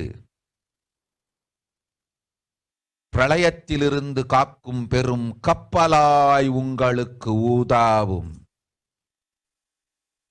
என இழந்தாலும் நான் செய்து வைத்த இந்த ரசவாத ஞானத்தின் துணை இழக்காமல் உங்களை நீங்களே காத்துக் கொள்ளுங்கள். இது ஒன்றே வழி. மக்களே, இது ஒன்றே வழி. ஓம் ஓம் ஓம் ஓம் ஓம்.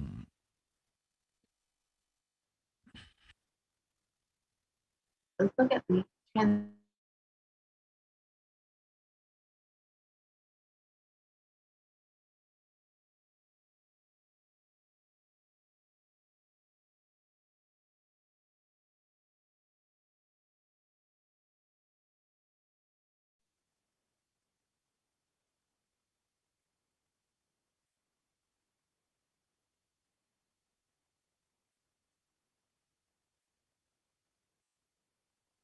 we can continue with the next slide.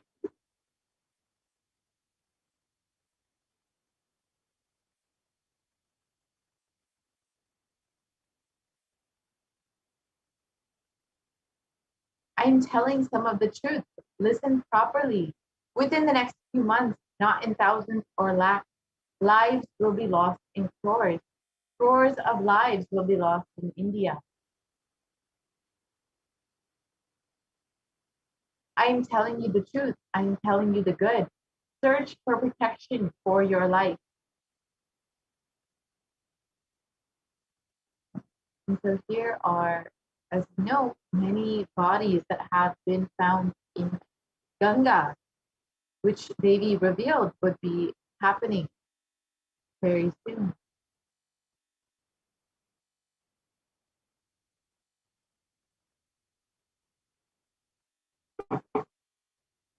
And Devi also, the Supreme Pontiff of Hinduism also revealed that the dead bodies that have passed due to COVID-19 would be eaten by dogs. And in this article published, it states that for the last 2 to 3 months, people have been burying their dead here in the Sangam area, and the sand covering the bodies has blown away by strong winds, exposing the decomposing bodies.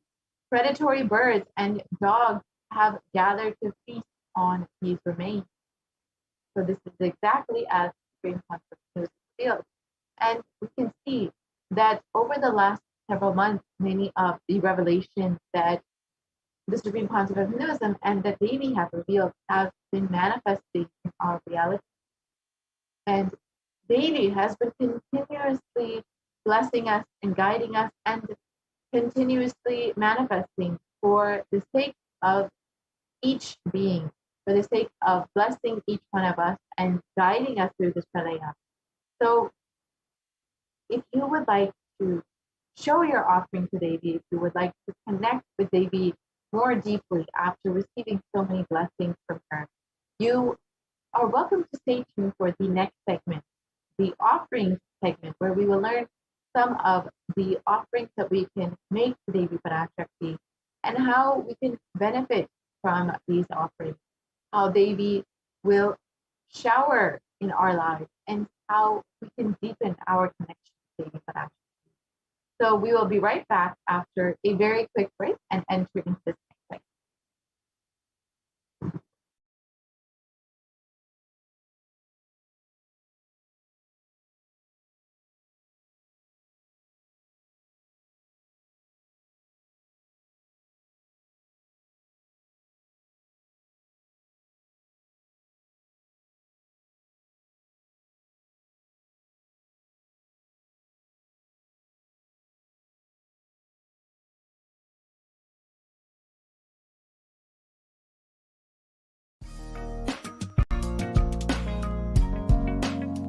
We get you health.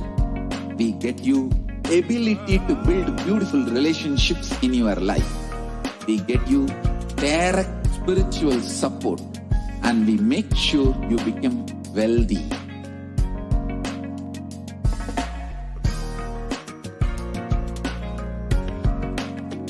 We won't stop giving you just good life.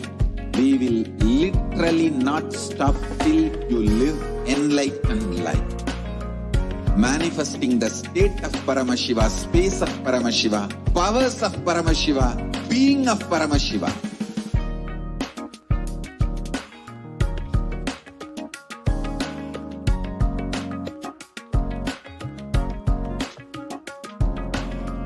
Whole world should become e-Kailashians. I want the whole world to know Hindus have something great to contribute to the world.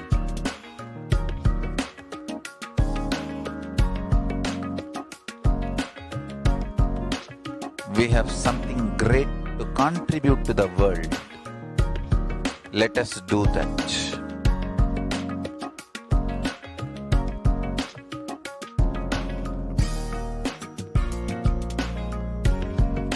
E-Kailasa is proper customized spiritual service helping you to identify your root patterns of suffering. We have perfected the science of helping every individual from every cultural, religious, nationality background.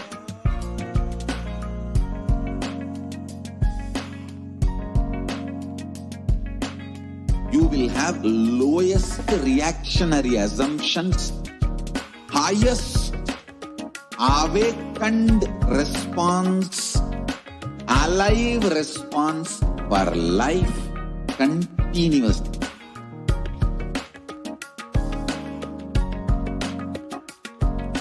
E-Kailasa is enlightenment ecosystem, literally enlightenment itself in your own home, wherever you are. Proper customized spiritual service helping you to complete with your life negativity, withdrawal from life, self-hatred, self-denial, self-doubt, so much of tiredness, laziness. We can support you aligning your diet, your attitude, your aptitude, your understanding about life. We can help you with everything.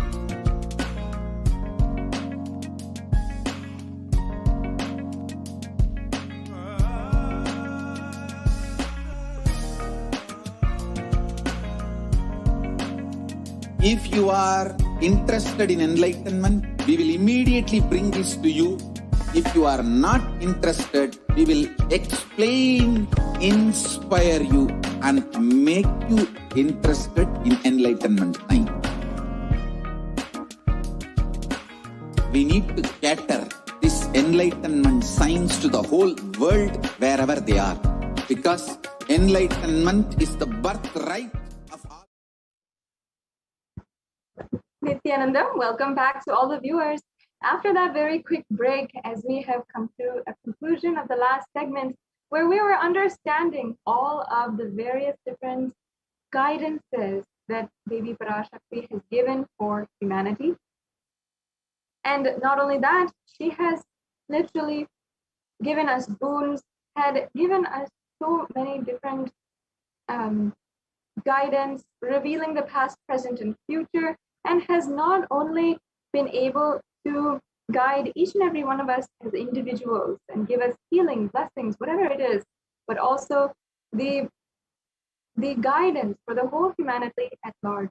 And I know that many of us are feeling extremely stuck, not knowing what to do at this moment, the exact time. It's at this time that we should take heed to Devi Parashakti's words, understand what she is guiding each and every one of us.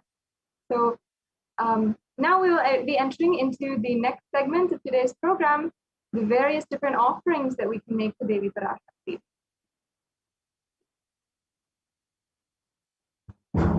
Yes. Now this is a very exciting segment, and every single day it's always such a pleasure to be able to share with each and every one of you the different offerings that you can make, because it is a higher context, a higher living, an entrance, an introduction to a higher existence itself, a reality which I can guide each every one of you through all of these sevas. And whether or not you might believe it now, whether or not your logic can even fathom, it is something that is real, and it is something that can manifest in your life. So without further ado, let's go into this segment, the various different offerings to Devi Parashakti. First things first, we have to understand our context behind these offerings. The offering of a divine gift is of pure love, devotion, and oneness. And these three concepts might be something that you have no idea about. Pure love, we might know normal human love, but pure love in its essence, many of us do not even believe that it exists. Devotion, many of us are not even accepting that there is a higher entity that we must be devoted to. And oneness. And if there is a higher entity, how can I be in the same oneness? But in all reality, an offering is your way. The sacred science that the sacred rishis, the ancient rishis of Sanatana Hindu Dharma, had developed in order to experience these three things that are beyond our logic today, things that we do not even believe exist. All of this is something that our rishis had broken down into a clear what the Supreme Pontiff of Hinduism is reviving. And before I go into the various sevas that we have today, I'd like to just briefly share a story from the Guaranteed Solutions book in the chapter from discontentment to gratitude. The Supreme Pontiff of Hinduism had narrated a story where he says that God and all of the researchers and scientists of the planet Earth came together and they were arguing at who is better at their job. And whatever God would create, the scientists challenged and would be able to create it on their own by themselves. And whatever they created, whether it was a machine or even an animal, they were able to genetically modify, create the cells, and simply make a clone of a different animal. So then God, in order to throw a challenge, being God that he is, he just makes out of his own dust, he makes, and the scientists said, yes, no big deal, we can do that. And they started to gather all of God's dust. And God said, no, wait, not my dust, use your dust. Understand that often we forget that existence is there and it is the creator of all things, that in every single moment of our lives, existence is playing a part. And whether or not you believe it, whether or not you are, manifesting it, or you're cognizing, because everything that we experience right now is our cognition only, whether or not you cognize it yet, that yes, everything right now is what I am manifesting, it is true. And not only that, the existence itself is playing a part, a role in your life very, very closely than you even know. And these offerings are a way, when we offer our gratitude of pure love, devotion, it brings us very intimately close to the divine, to the existence which is manifesting in us at all times. So let me introduce you now to the ways that you can experience that intimacy with the divine. So first, let me chant the Dhyana Shloka of Devi Parashakti. This Dhyana Shloka is from the Moolagama, and it is the Manonmani Dhyanam, meaning the remembrance of the deity Manonmani, who is the form of Devi Parashakti, who is seated on the very lap of Paramashiva. So let me now chant this shloka. Indu nivabeda karavahni nayanam syat pankajavara japakshasa yuktam anga himabhushana vichitra vasanam syat tunga mukutojvala manonmani swarupam.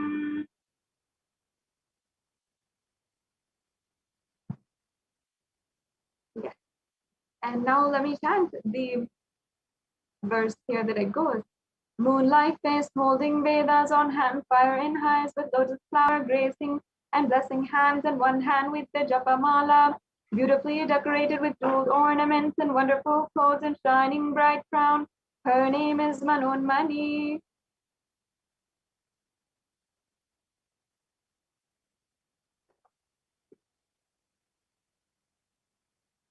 Yes. Now we have the next Dhyana Shloka, which I'll be chanting. ध्याये देवीं त्रिनेत्रां शशिनिभवदनां वेदहस्तां ददानां सव्ये पद्मं वरदमपरे चाभयं चाक्षमालां दिव्यैराभरणैर्विभूषिततनुं ब्रह्मादिभिः पूजितां देवीमेव मनोन्मनिं प्रतिदिनं कामत्रदत्रीं शुभाम्. Yes. So now the English translation once again. I meditate on Devi with three eyes glowing like the moon and holding the Vedas, lotus embracing with blessing and gracing hands. She is wearing beautiful ornaments and she is worshipped by Brahma and other many gods and showers auspicious boons for all actions every day.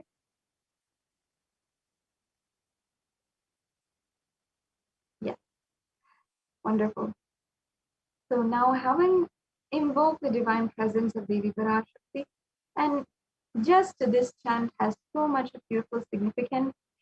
And whether or not you believe or not, let us leave aside all of our doubts for just a moment and proceed into this segment with the understanding that we have invoked Devi Parashakti, and we can experience her through these various offerings.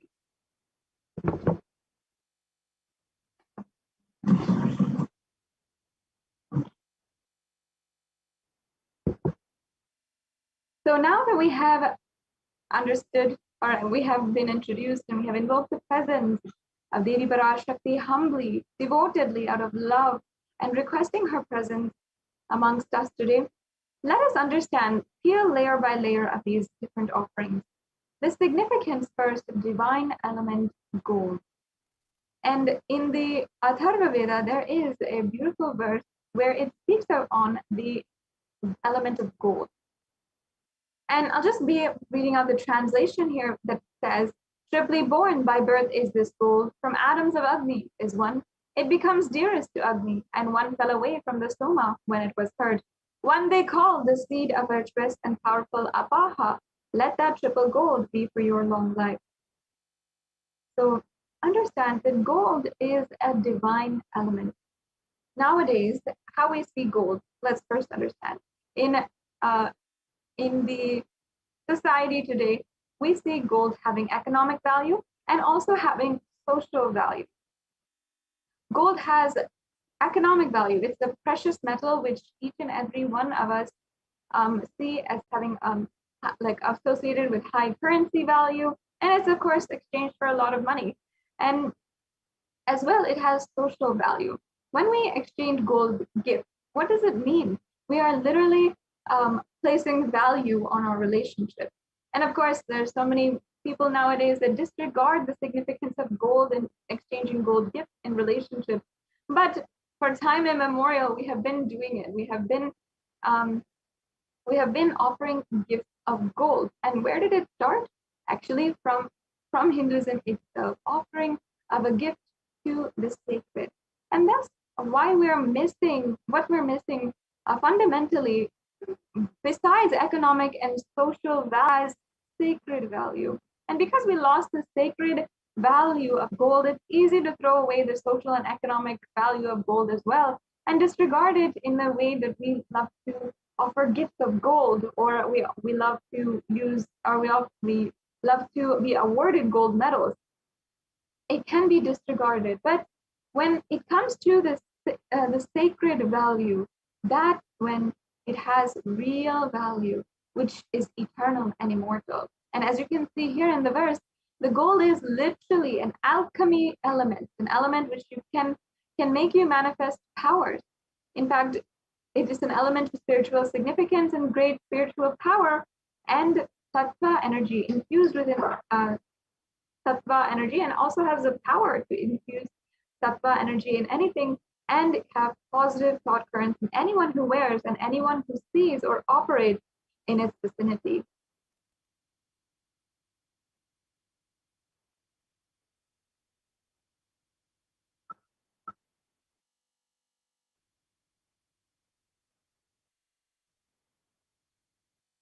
Yes, let's go on.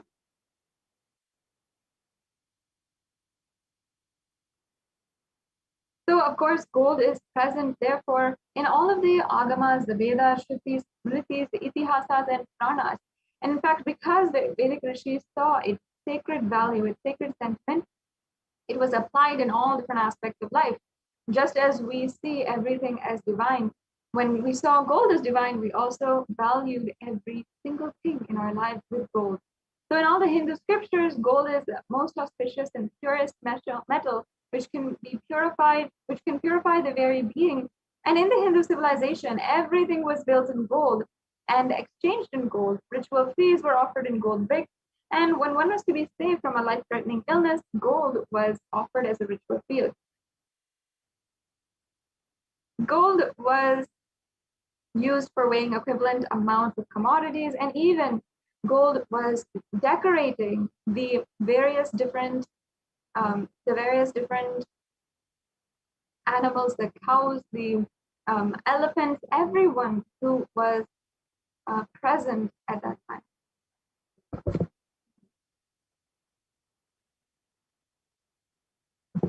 Yes, sorry for the technical glitch. Yes, so even the animals, which were also worshipped, understand, in our civilization, the animals, the cows, the elephants, the horses, every animal was literally worshipped and seen for their ultimate and potential of the divine. And not only that, we had seen so many different beautiful ways that we applied gold in various different aspects. So the Hindu civilization thrived on the banks of rivers of gold. And in this river was even called the Hiranyamaya in the Rig Veda, and the river Saraswati was called the Hiranyavartani in the Atharva Veda.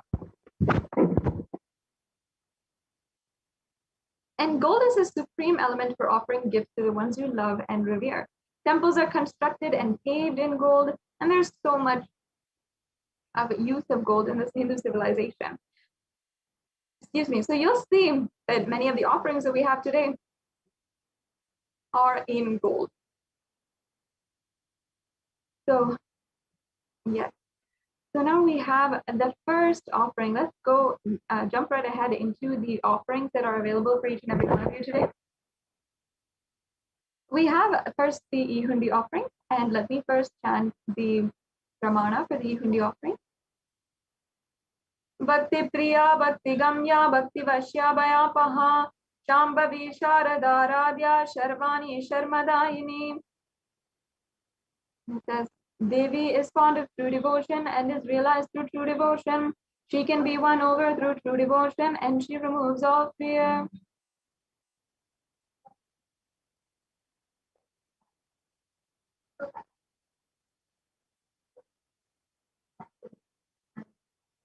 Yes. So if there is any fear in the minds of devotees, Devi is sure to remove that fear. It is stated that Devi likes to be worshipped in autumn, and here it is meant the autumn of our lives.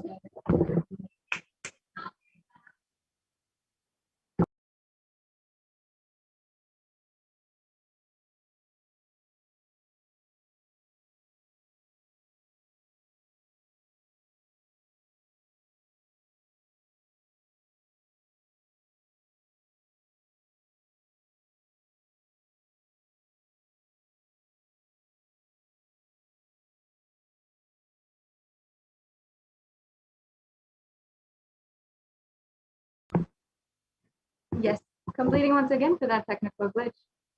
So now we have the next offering.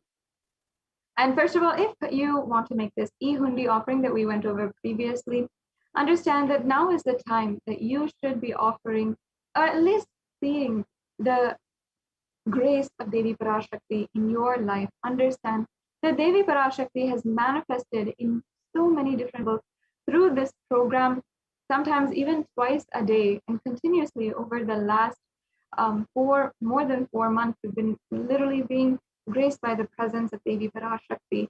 So you can offer through any amount, a general donation that you'd like to make through this Ihundi offering. Now we have the next offering, which is the Sankalpa chanting. Yes. So now let me first chant the Pramana, which is in the which is in the slide.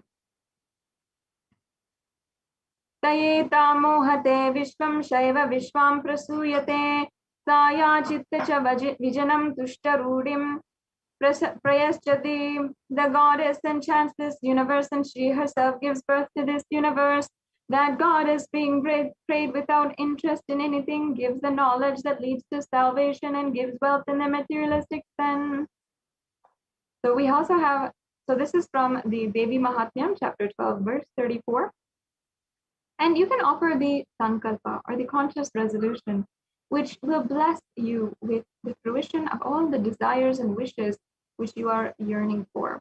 The Sankalpa is a prayer, a very intense and powerful prayer, which is offered before any of the rituals in Sanatana Hindu Dharma and can be an offering in itself. That's why it is literally given as an offering here. So you can make this offering today. It's just $1, and it has the power to literally align all of your energies towards one conscious resolution, or any conscious resolution. It doesn't need to be just one, it could be many.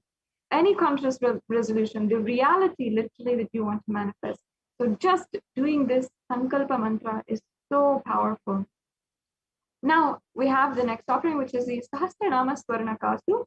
And in the Lalita Sahasranam, Devi Parashakti is revered as Nama Parayana Prita, meaning she who likes the repetition of her various names. And this is the offering of 1008 names of Devi Parashakti.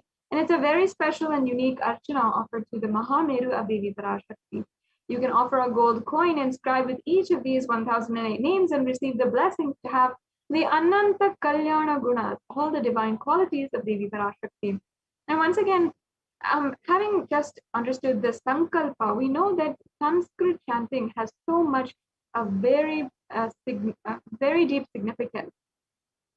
When we are chanting Sanskrit names, when we're chanting the prayers, when we are literally manifesting through these Sanskrit chants, it has the power to literally create whatever we want into reality. So as you can see, we can manifest this Ananta Kalyana Gunas, all the 1008 different qualities of Devi Parashakti.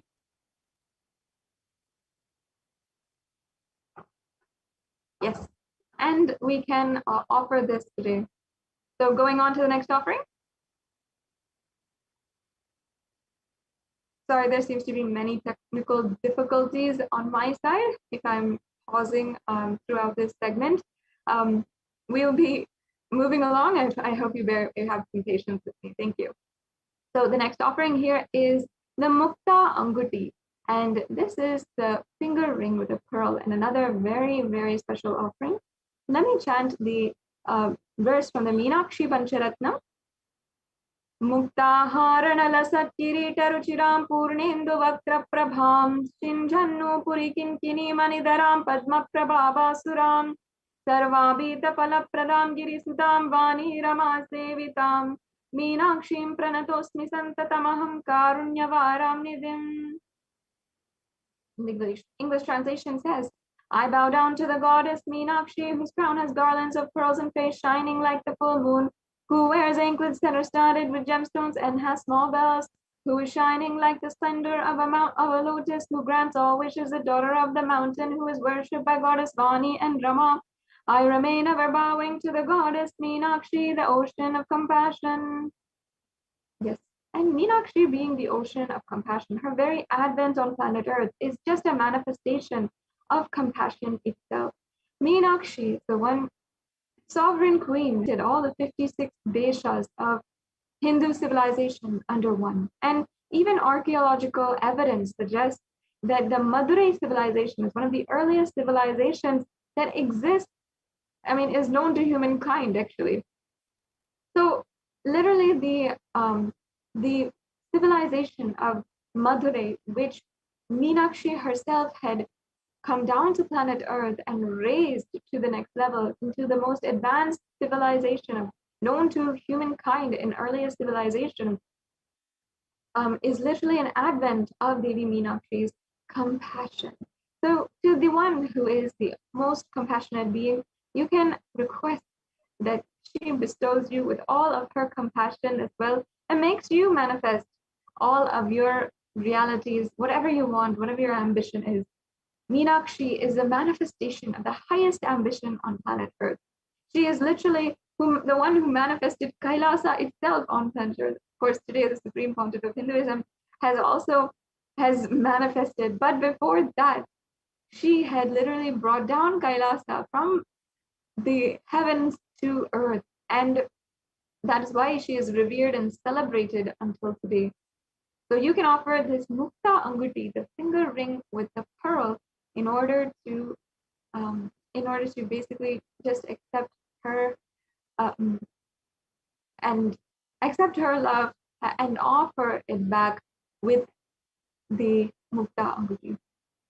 Yes, we have now the Swarna Padma Pushpa, another beautiful offering. You can offer this in several different levels. Sorry, we'll be going over those levels in just a few minutes. And in the Kama Agama, there's a verse that says, all the kalashas should be wound around with suitable thread and covered with new cloth. They should be adorned with lotus flower made of gold.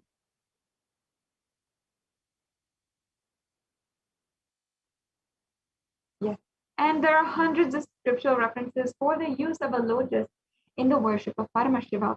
And almost everything in the worship of the ultimate involves the consecration of deities of worship. And even the mudras, asanas, yoga, all have different ways of the lotus being used, considered a divine flower. The Shakti of Paramashiva is also called the lotus. The base of the Paramashiva linga is a lotus, and the disciple of Paramashiva is also considered as a lotus about to bloom.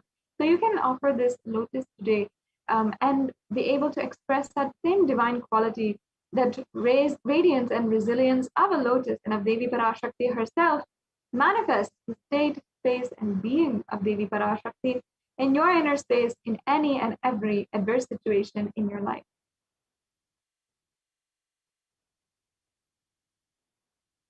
Now we have the Swarnameti, the golden toe ring, and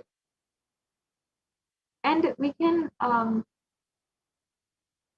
see here in popular culture nowadays, the toe ring is used widely in fashion, and many girls nowadays in the US in different kinds of fashion streams have adopted this use of the toe ring, and it is a part of fashion and recognized as a fashion statement.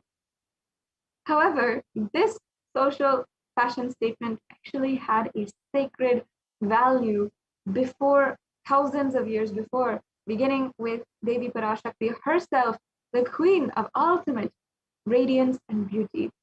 And that the verse where we literally worship the feet of Devi Parashakti is here from the Saundarya Lahari, where it says beautifully the glory and grace of just the toenails of Devi Parashakti. So let me just chant the verse. Nakha dediti samchana namajjana tamo guna padadvaya prabhajala parakrita saroruha. You whose brightness from toenails destroys the darkness of ignorance from the minds of your devotees who prostrate at your feet. You whose brightness from your 2 feet overpowers that of the lotus flower. So you can offer this toe ring, just offering your gratitude to the Devi Parashakti, whose literal grace from even her toenails can remove all the darkness of ignorance and bring you the illuminance of enlightenment.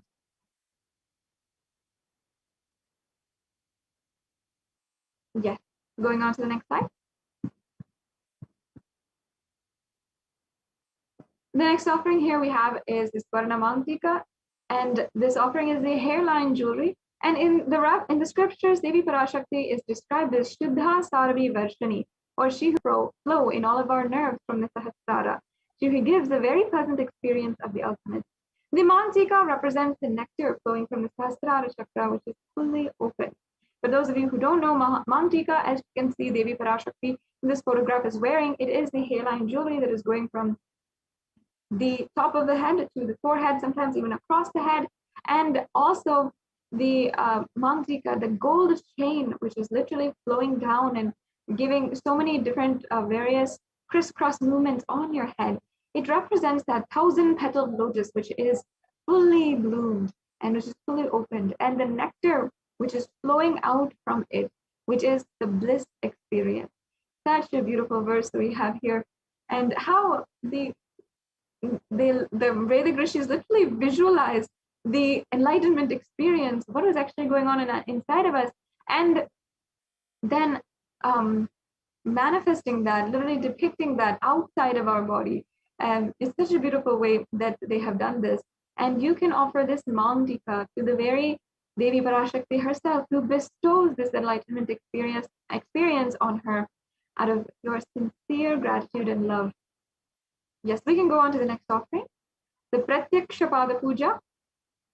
Pratyakshapada Puja is another very precious offering. And of course, this puja, we can go on and on and on about it.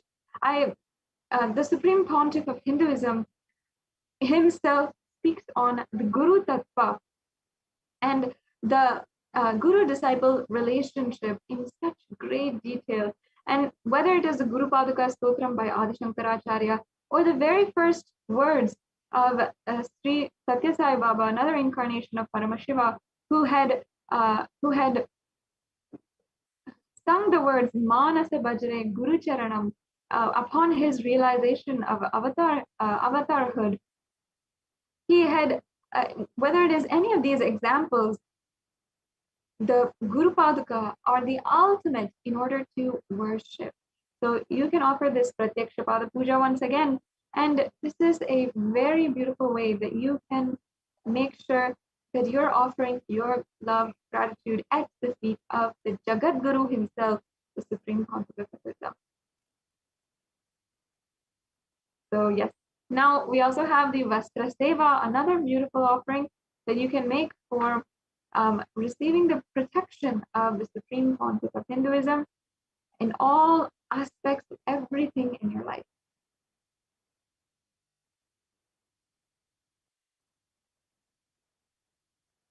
So you can see here now a summary of all the different offerings. The Ihundi offering, which again you can do for any amount, the Sankalpa chanting, the Devi Sahasranama Kasu, the Mukta Anguti, the Swarna Padma Pushpa, the Swarna Metti, the Swarna Mantika, and the Pratyaksha Pada Puja and the Vastu Seva. So as you can see, we have different levels for all of these offerings, and they can be made in whatever option that you prefer, which is comfortable for you right now. If you have even an inch of offering today, if you just feel like, oh yes, if at any one point inside of you, you feel like, yes, I should make this offering, I should do something to express my gratitude, then I insist that you make any kind of one of these offerings. You'll see how it manifests in your life.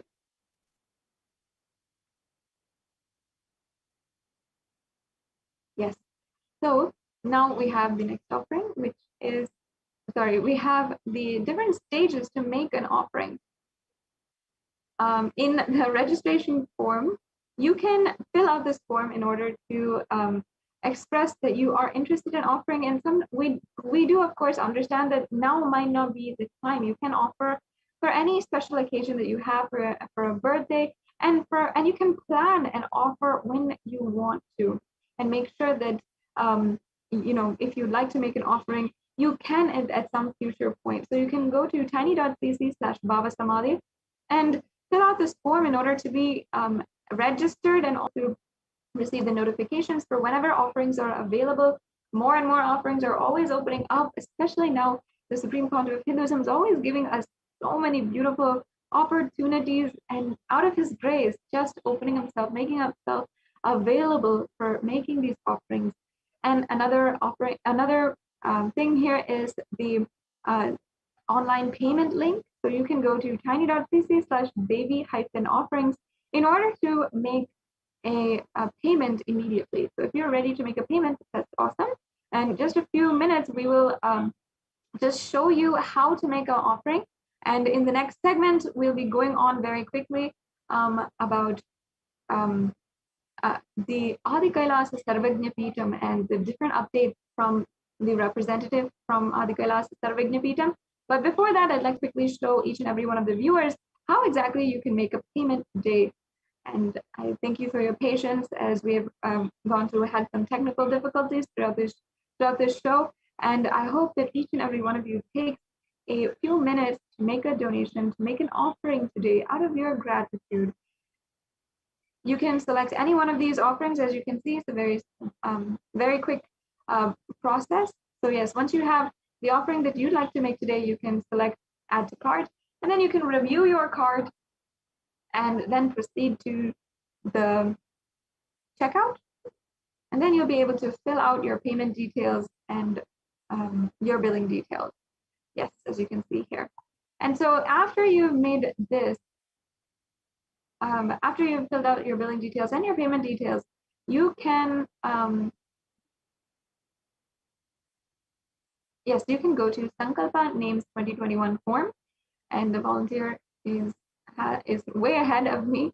So you can go to the Sankalpa 2021 form, and you can fill that out.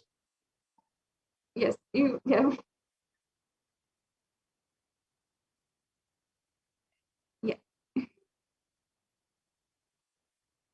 So as you can see, it's a very simple form, and you can simply just fill out this form, and you'll need your payment order number. So you have to fill that out, and then just fill out this form so that your names will be chanted during the puja. So it's very important in order for your names to be chanted. Yes, brings us to a conclusion of this segment today. Thank you all so much for joining us. Oh, we also have another option. Just fill out this form. So as you can see here, this is an option on how you can make a donation through the e-Hundi. First of all, you have to be a member. So you make sure that you are a member of the YouTube channel. Many of you already might be watching through YouTube today. I say that many of you are. So however many of you are out there right now, make sure that all of you guys are becoming a part of the this channel. There are so many different benefits for the channel, and you'll see just how you can make your reality manifest. You can find any solution you want to spiritual solutions provided by the Supreme Pontificate Hinduism. So yes, as you can see, as we're being showed to you right now by the volunteer, you can see that there's different levels of the offering that you can make, and you can make a payment either through credit card, debit card, or through PayPal. So another great thing about the e-Hundi offering is that if you want the option for PayPal available for you, and maybe you don't have a bank account, you don't have a way to make or you don't have a credit card, you don't have a way to make a payment, you can make a payment through PayPal.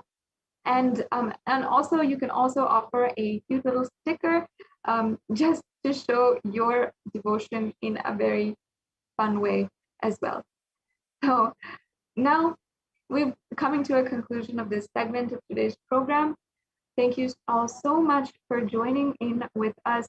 And I invite you to subscribe, join into Kailasa's HDH Nithyananda channel, like this video, and if you can, you're feeling comfortable right now and you'd like to offer your gratitude, please go ahead in the ways that we have described today. It's always a way that you will see you manifest your reality, and I assure you, you will.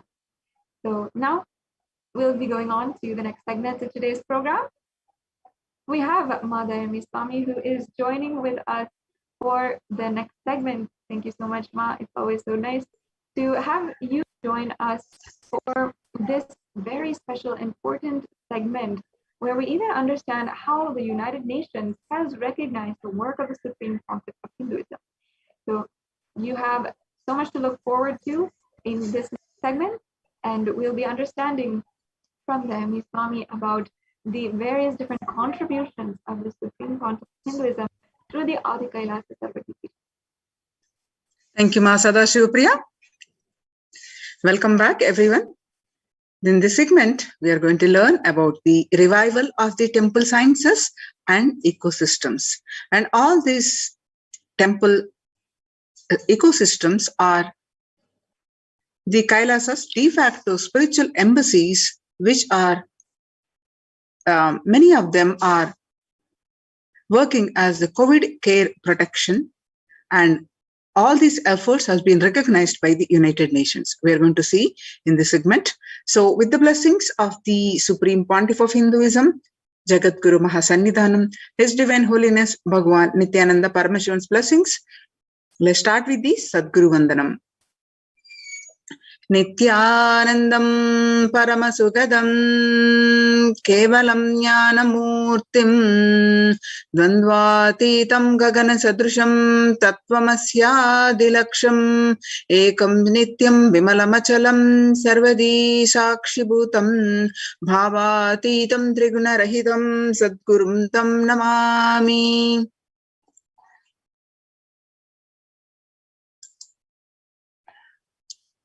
As you see, due to the pandemic, across the world, especially across India, many of the famous temples have shut down.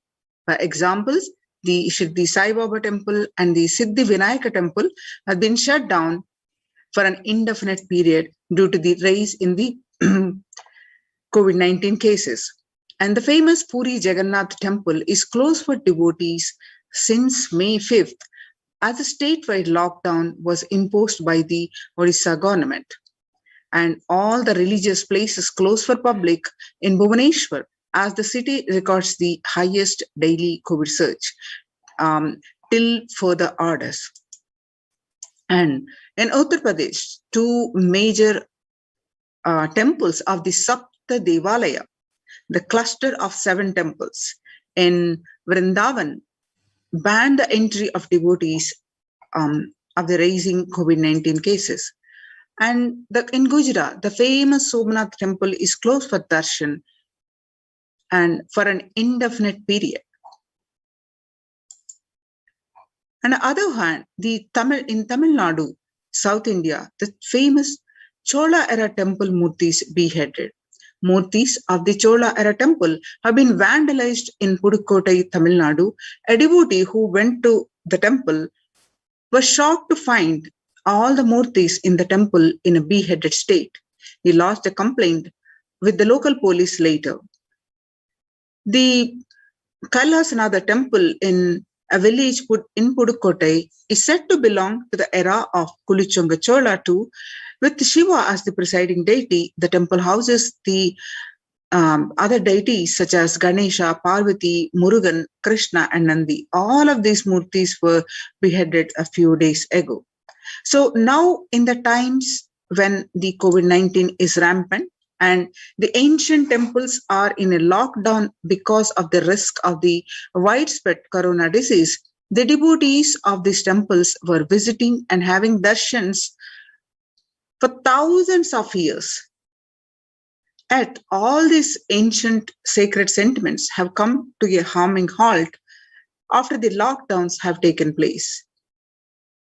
The religious fervor of the devotees is being lost due to this pandemic. The Supreme Pontiff of Hinduism is reviving the e-Kailasa ecosystem and bringing all the ancient traditions of the online platforms on Kailasa TV, YouTube, and Facebook. So now let us understand the basics of the temple ecosystems.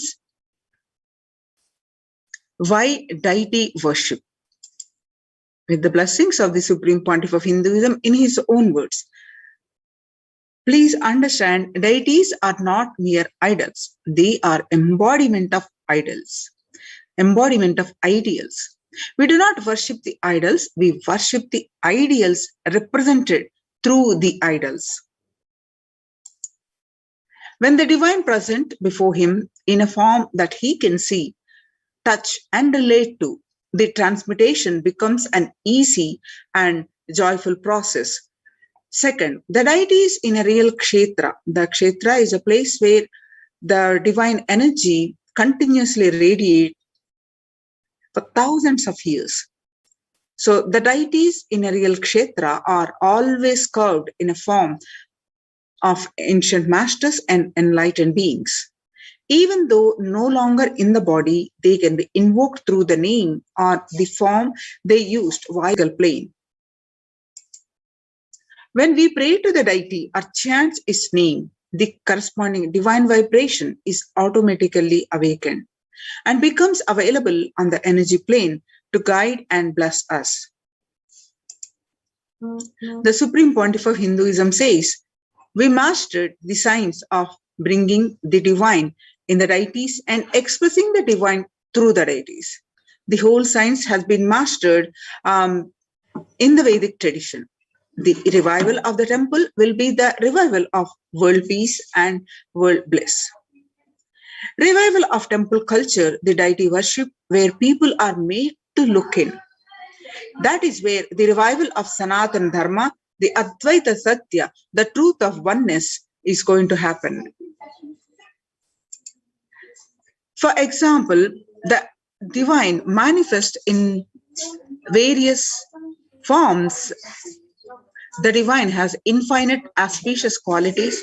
With the infinite auspicious qualities, the divine manifests in various forms to save the devotees or to save the world when it is in the verge of destruction. For example, Shiva saved Markandeya. Markandeya was destined to die at the age of 16, and knowing this, his parents were devastated. So Markandeya intensely prayed to Paramashiva, and on the day of his expected death, Lord of Death, Kala, has arrived to take his life away. And that's when Markandeya hugged the Paramashiva Linga and intensely prayed for Paramashiva to protect him. Then Paramashiva appeared as Kala, the Lord of Death, and saved Markandeya and gave him the boon of eternity. And Markandeya wrote so many scriptures and given this world the Mrityunjaya mantra. So we worship Paramashiva as Kala, and same way in ecstasy, and with this cosmic dance he performed the Panchakrityas of creation, sustenance, rejuvenation, and pulling out of delusion and giving us the liberation. He does this Panchakrityas, and we call him the action of the cosmic dance become Nataraja, the king of the dancer. Vishnu's very action of showering blessings on the world becomes Lakshmi. Brahma's very action of constantly sharing the wisdom becomes Saraswati. So each of the actions of the ultimate becomes independent intelligence and energy. When you connect with these independent intelligences, those deities, whatever you want immediately happens. Whatever result you want, worship with the rites and those divine energies who are the personification of those specific actions. Immediate results are achieved by connecting with those deities. In this world, this can be a powerful method through which you can achieve whatever you want in your life.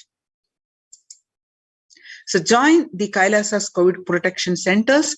Join now through the link below, https://kailasa.org/Kailasa. So now let us understand the Kailasa's temple ecosystems established by the Supreme Pontiff of Hinduism across the continent, across the globe.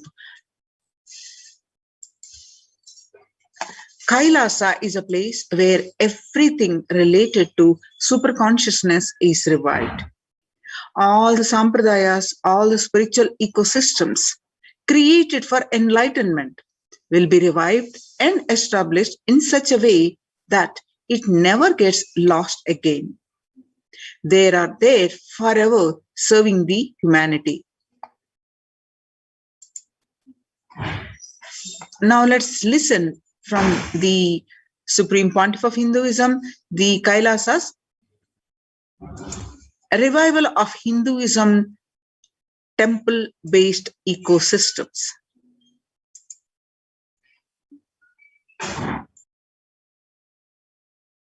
I am going to revive Hinduism by setting up a model community, enlightenment ecosystem. I am going to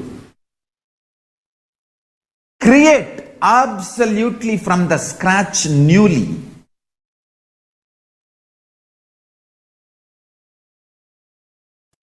self-sustaining, temple-based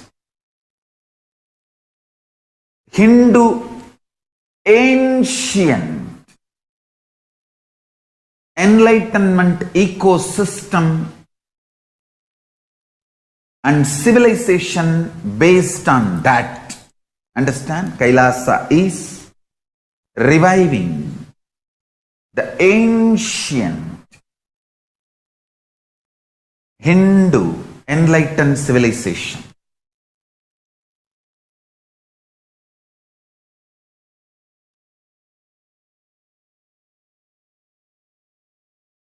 Paramashiva himself manifested this Kailasa Mandala, the enlightenment ecosystem, and the lifestyle. I am going to revive this whole enlightenment ecosystem, Kailasa, by creating a model Kailasas all over the world.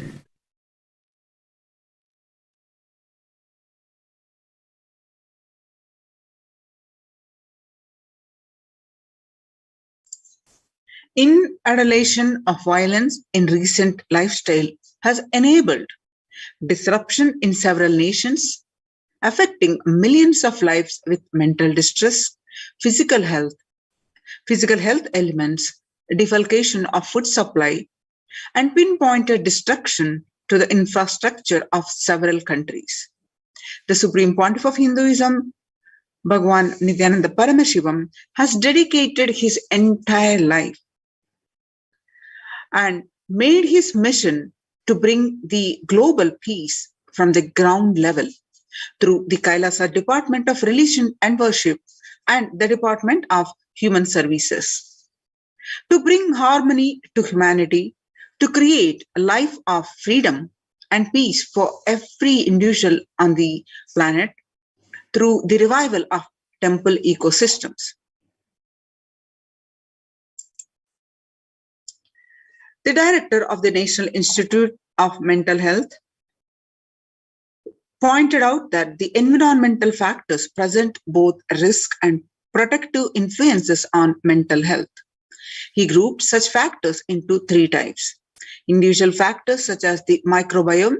The natural and built components include green spaces, housing, and highways, which may play a role in the health disparities, and the social factors like family structure, poverty, and other social determinants of health. From 1994 to this date, the Supreme Pontiff of Hinduism has worked tirelessly in the revival of temple ecosystems. Through the Kailasa's Department of Religion and Worship and the Department of Human Services led by the Supreme Pontiff of Hinduism, this lifelong commitment to the mission and vision of bringing the global harmony, sustainable living, reproducible ecosystems has been proven in building active, contributing temple ecosystems around the world. Now, let us see what are the basics of the temple. Why so many temples in Sanatana Hindu Dharma? Why the Supreme Pontiff of Hinduism built thousands of temples across the world, thousands of temple-based ecosystems across the world.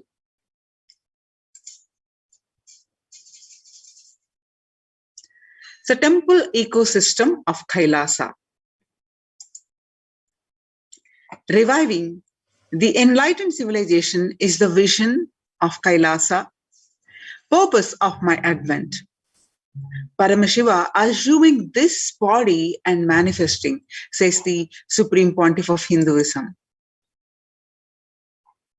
Kailasa is basically an enlightened civilization where everything happens based on the ultimate cosmic principle and ultimate possibilities and powerfulness. You want to know about the universe and just they will show you the universe and teach you. And you want to know about the cosmos, they will just show you the cosmos and simple, straightforward. In Sanatana Hindu Dharma, we had at least 10,000 sampradayas, religions, spiritual traditions, keeping this enlightenment science alive.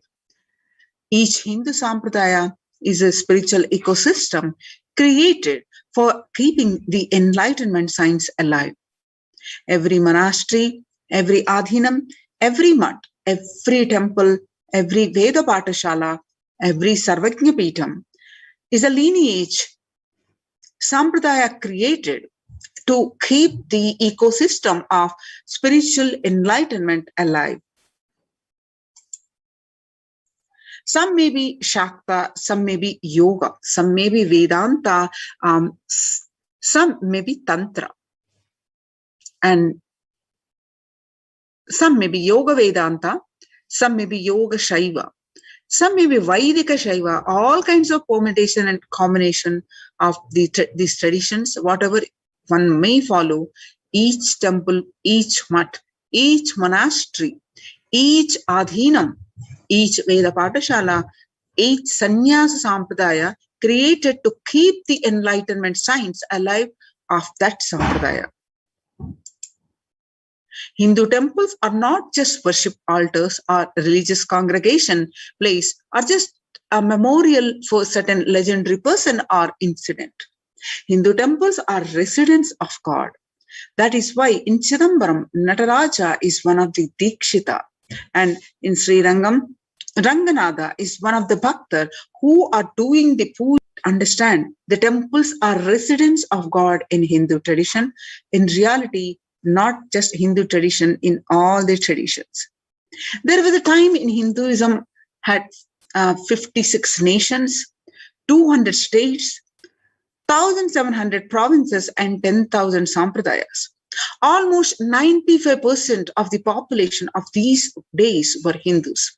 Slowly, that brutal terrorists invading life-negative gangs enter, destroy, rob, plunder the temples, destroy the spiritual ecosystem of the enlightenment, the ecosystem. In last 1,000 years, we did not have a single nation, we did not have a single state, we did not have a single province practicing Hinduism as a state religion, legitimately. And in 10,000 sampradayas, without doubt, the Supreme Pontiff of Hinduism says that the only 200 are left alive, struggling to be alive. These three unique things of Hinduism. First, ability to take the divine land and get rooted on the deity, which is prana pratishtha. And the next is incarnations, landing. The ecosystem where the incarnations land, the enlightenment, spiritual ecosystems where the incarnations happens. Third, the devotion to feminine consciousness, the Devi worship. These three are unique to Hindu tradition. Kailasa is a place where everything related to the superconsciousness is achieved. All the sampradayas, all the spiritual ecosystems created for enlightenment will be revived and established in such a way it will never get lost, and therefore forever serving the humanity.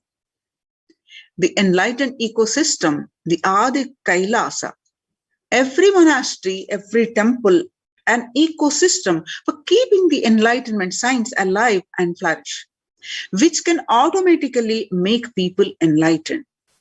It's like enlightenment, automatic machinery. Anybody comes in, they just get introduced, inspired, excited, energized, and made to power manifested.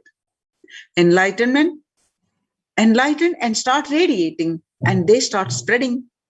Enlightenment becomes the source for energy and excitement. A person who can make the enlightenment as a source of energy and excitement for anyone is an incarnation. Fortunately, we are successful in making the enlightenment as a source of energy and excitement to millions of people all over the world. This whole Kailasa is the revival of that enlightened civilization. A temple is a place where intense cosmic energy is available for everyone to experience. Significantly, all the major Vedic temples built over the centuries have been consecrated by enlightened masters, or rather, the temple has grown around the intense field established by an enlightened master for the benefit of humankind. Just as a rich man leaves behind his wealth for the next generation, after he leaves the body, enlightened masters leave behind the huge energy that they bring with them in the form of temples. For instance, the four main Shankara Pitams were established by the 8th century master Adi Shankara. In the Chidambaram temple by Patanjali, the Palani temple by the Siddha Bhogar, the Arunachaleshwara temple by the Saint Idekada, Tirupati by the Konkanavar, and Tanjore by Kuruvarur.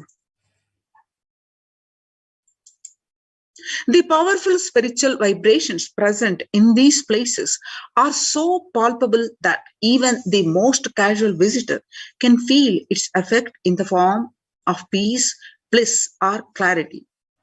When maintained properly using the subtle powers of mantras, rituals, and meditation, temples can hold and radiate this precious energy for thousands of years. Temple structures. How the temple structures?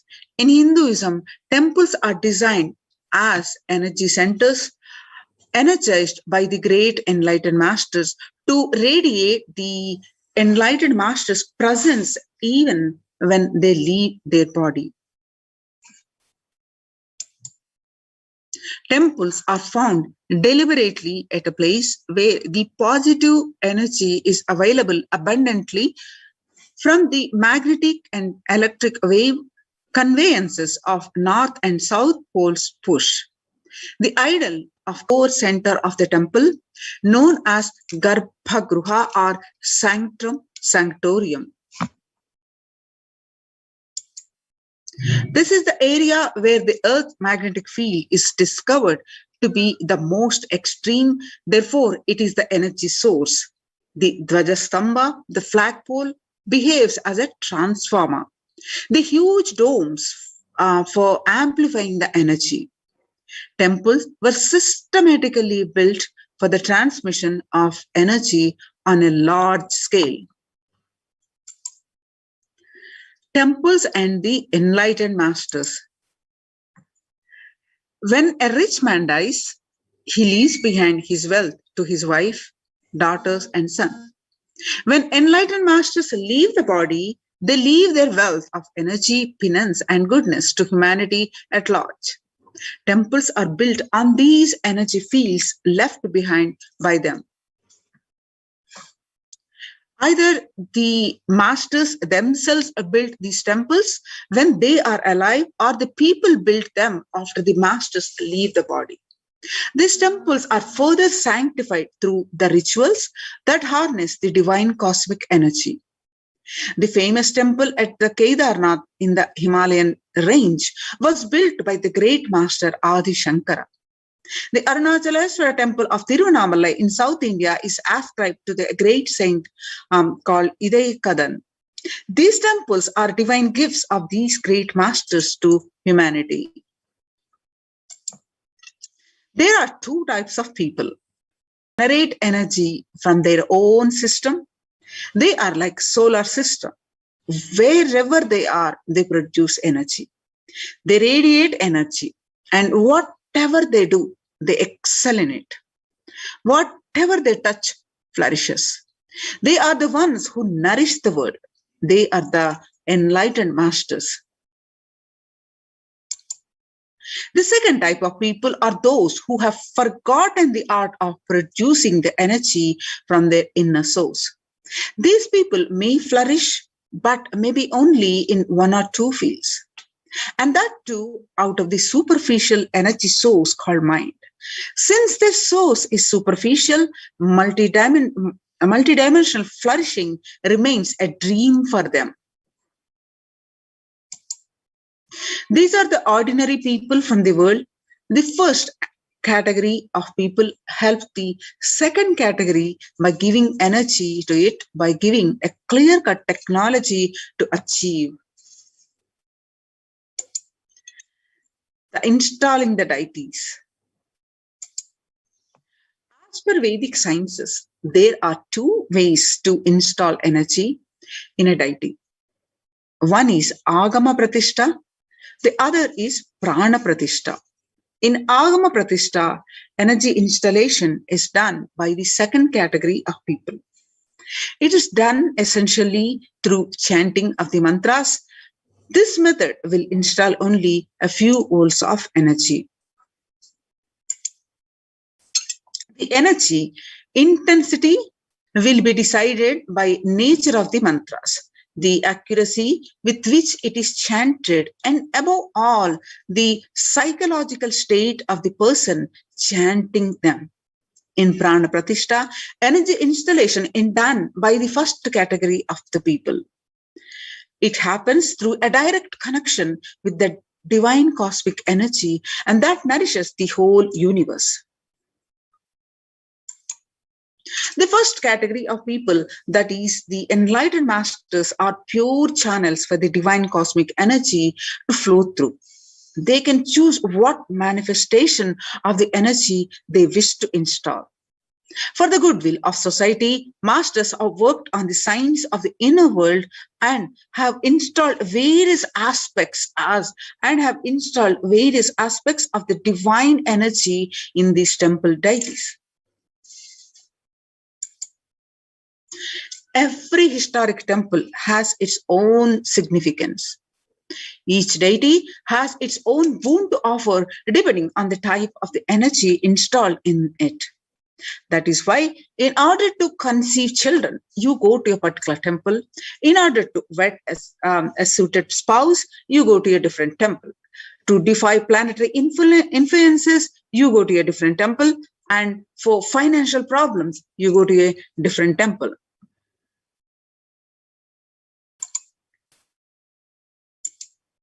These benefits are nothing but the special energy packs, and temples are structures that replace an enlightened master's presence and heal people.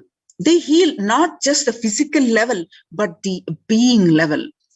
They keep the inspiration for spirituality alive, and their presence offers an ambience of sacredness. Temples are spaces created by the masters to offer the same things that they offer. The Nithyananda Paramashiva temple sanctum at the Bangalore Adhinam, the Supreme Pontiff of Hinduism said, "An enlightened master is the cosmos in human form, the ultimate human form fit to perform as a sanctum sanctorium. For an enlightened master, the energies of expression through any means never get exhausted." For example, for an ordinary human being, the grief emotion or the joy emotion exhausts when expressed through tears. The pitta, the fire element of the body, exhausts through anger. The lust energy exhausts through sexual act. The power of speech exhausts in his very saliva the moment it is uttered. All these energies of expression become exhausted as he uses them. An enlightened master's energy of expression cannot be exhausted through any of these means, because he is existence, the inexhaustible source of energy in human form. Because masters do not need a body to execute their work, they can continue to do things they do even after they have left their physical body. The sanctum created and energized by them will radiate inexhaustible energy and nurture the energy being that seeks it. Only a master who can, without the help of his body, is capable of creating a true sanctum, one that will materialize things exactly the way he does. If God is everywhere, why go to temple? So many people ask this question. To answer this question, Sri Ramakrishna, the great enlightened master of 20th century, gave a beautiful answer. There is a milk all over the cow's body, but we can't get it just by piercing it anywhere. Through the cosmos, though the cosmic energy is available everywhere, we are not able to perceive it because it is extremely subtle. Cosmic energy is available in the most subtle form. An enlightened, highly evolved soul knows the science of distilling this subtle energy into a gross form which we can perceive and absorb. Temples are engineered by the great rishis in such a way that the cosmic energy becomes available to all as a source of healing and spiritual transformation.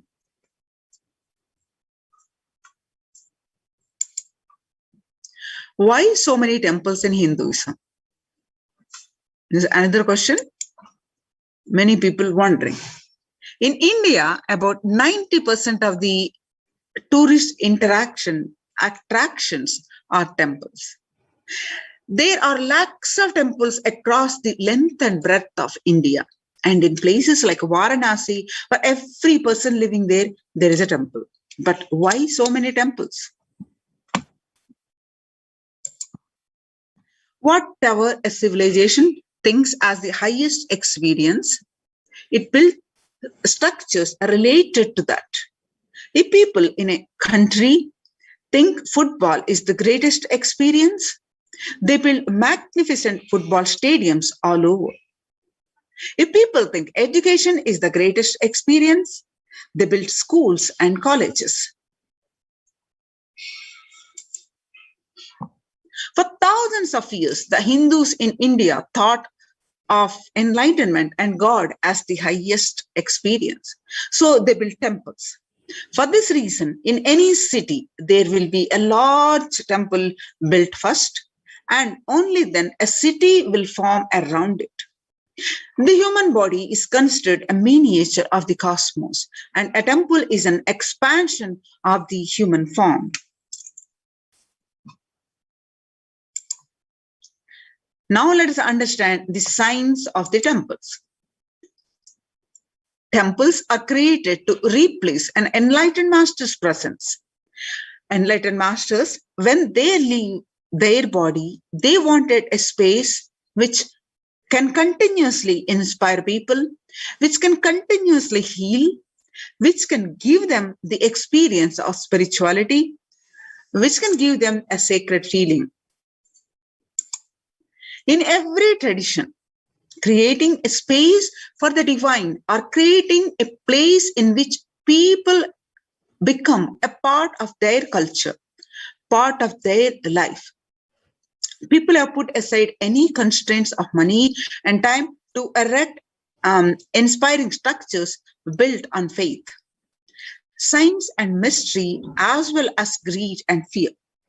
Throughout the passage of time, some of these magnificent structures around the world have become museums and wonders. And some continue to be the seat of religious authority. Many continue to attract the faithful, offering solace, energy, and social interaction, and a framework for life itself. But for many, the science of temples built on thousands of years of research and development has been lost. The understanding has been lost. Through the physical structure are still standing. For some, they believe the experience is no longer there. By understanding the science of Indian temples, humans can experience the intelligence, power, and miracles that these structures were made from and for. So what does energy have to do with the temples? The last statement of science, E is equal to mc square, that whatever exists is energy, is the first statement of Upanishad.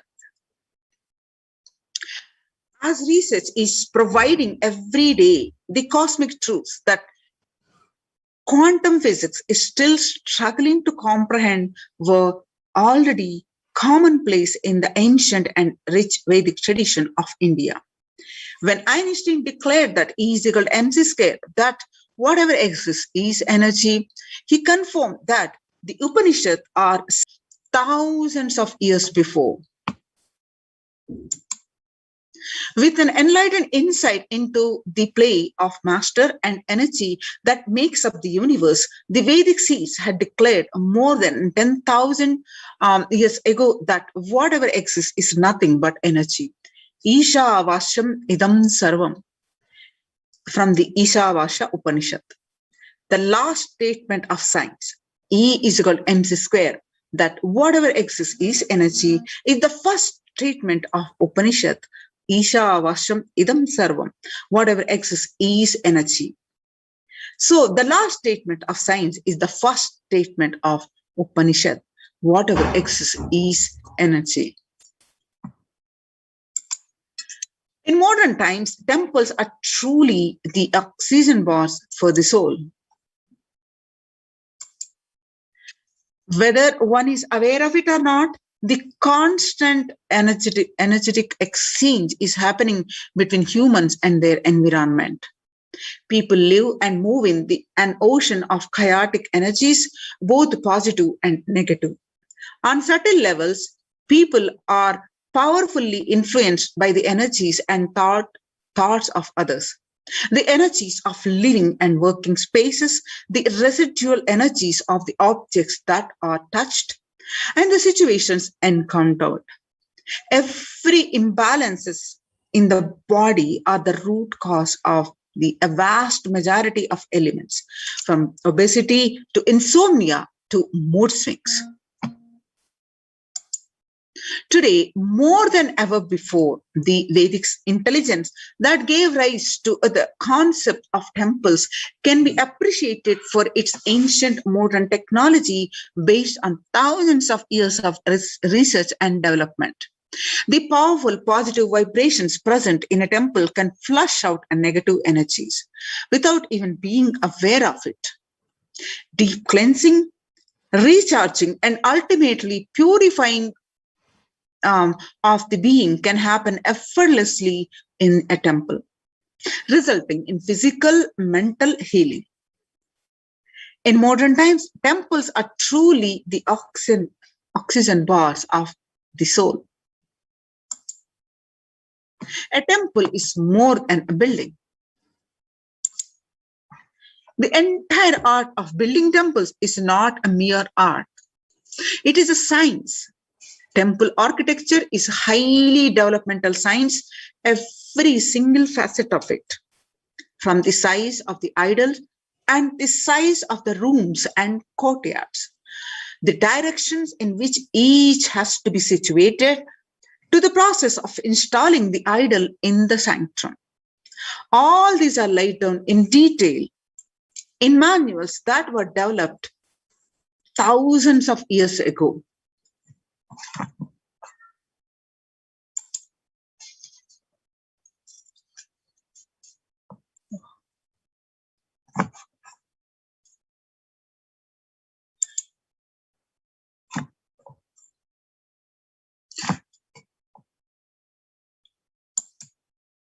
A temple is more than a building.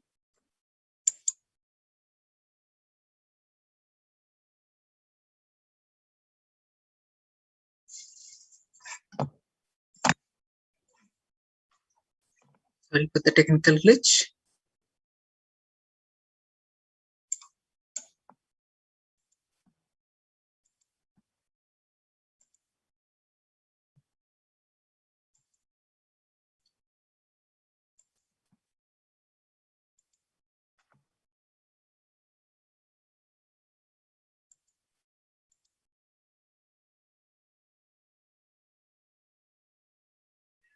Whether one is aware of it or not, a constant energetic exchange is happening between humans and their environment.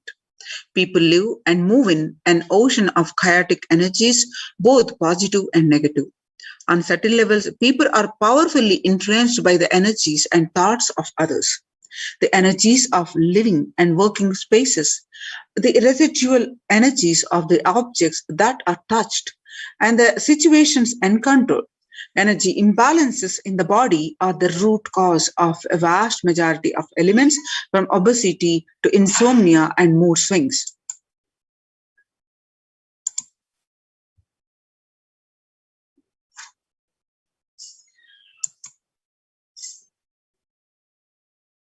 The entire art of building temples is not a mere act. It is a science. Temple architecture is a highly developed science. Every single facet of it, from the size of the idols to the size of rooms and courtyards, directions in which each has to be situated, to the process of installing the idol in the sanctum. All these are laid down in detail in the manuals that are developed thousands of years ago.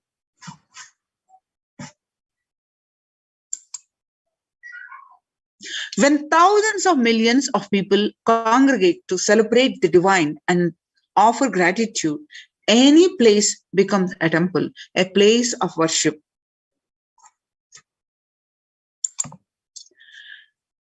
The symbolism of temples, the Keith Critchlow of the Royal College of Art, London, believes that the basic architectural principles of Indian temples on the physical level are integral with the structures at the metaphysical level.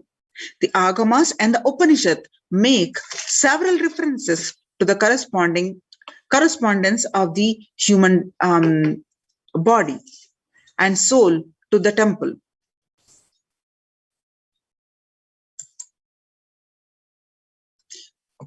Now let's watch the Supreme Pontiff of Hinduism. Inauguration of the Golden Temple of Paramashiva in 2018 in Adi Kailasa Sarvagnipeetham.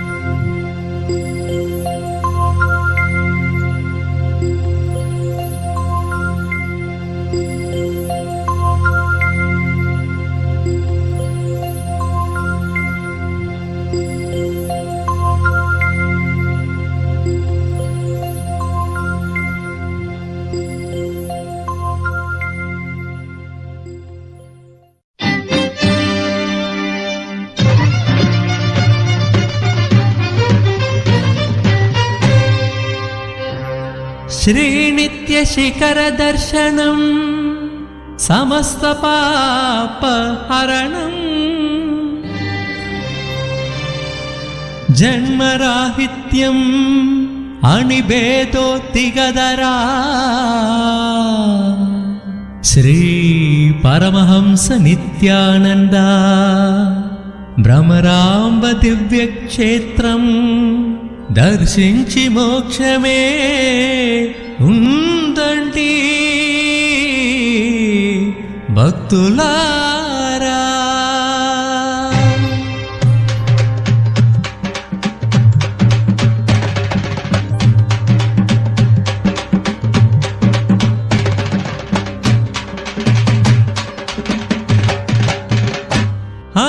అదిగో అదిగో శ్రీశైలం నిత్య భక్తులకు నిత్య పురివాసం. అదిగో అదిగో శ్రీశైలం నిత్య భక్తులకు నిత్య పురివాసం. అదిగో అదిగో శ్రీశైలం నిత్య భక్తులం. అదిగో అదిగో శ్రీశైలం నిత్య భక్తులకు నిత్య పురివాసం. మోక్షమునర్చగే శ్రీశైలం నిత్య సన్నిధి జయ గురు శైశైలం. మోక్షమునర్చగే శ్రీశైలం నిత్య సన్నిధి జయ గురు శైశైలం. ఓం హర హర నిత్య హర హర నిత్య. అదిగో అదిగో శ్రీశైలం నిత్య భక్తులకు నిత్య పురివాసం. అదిగో అదిగో శ్రీశైలం నిత్య భక్తులకు నిత్య పురివాసం.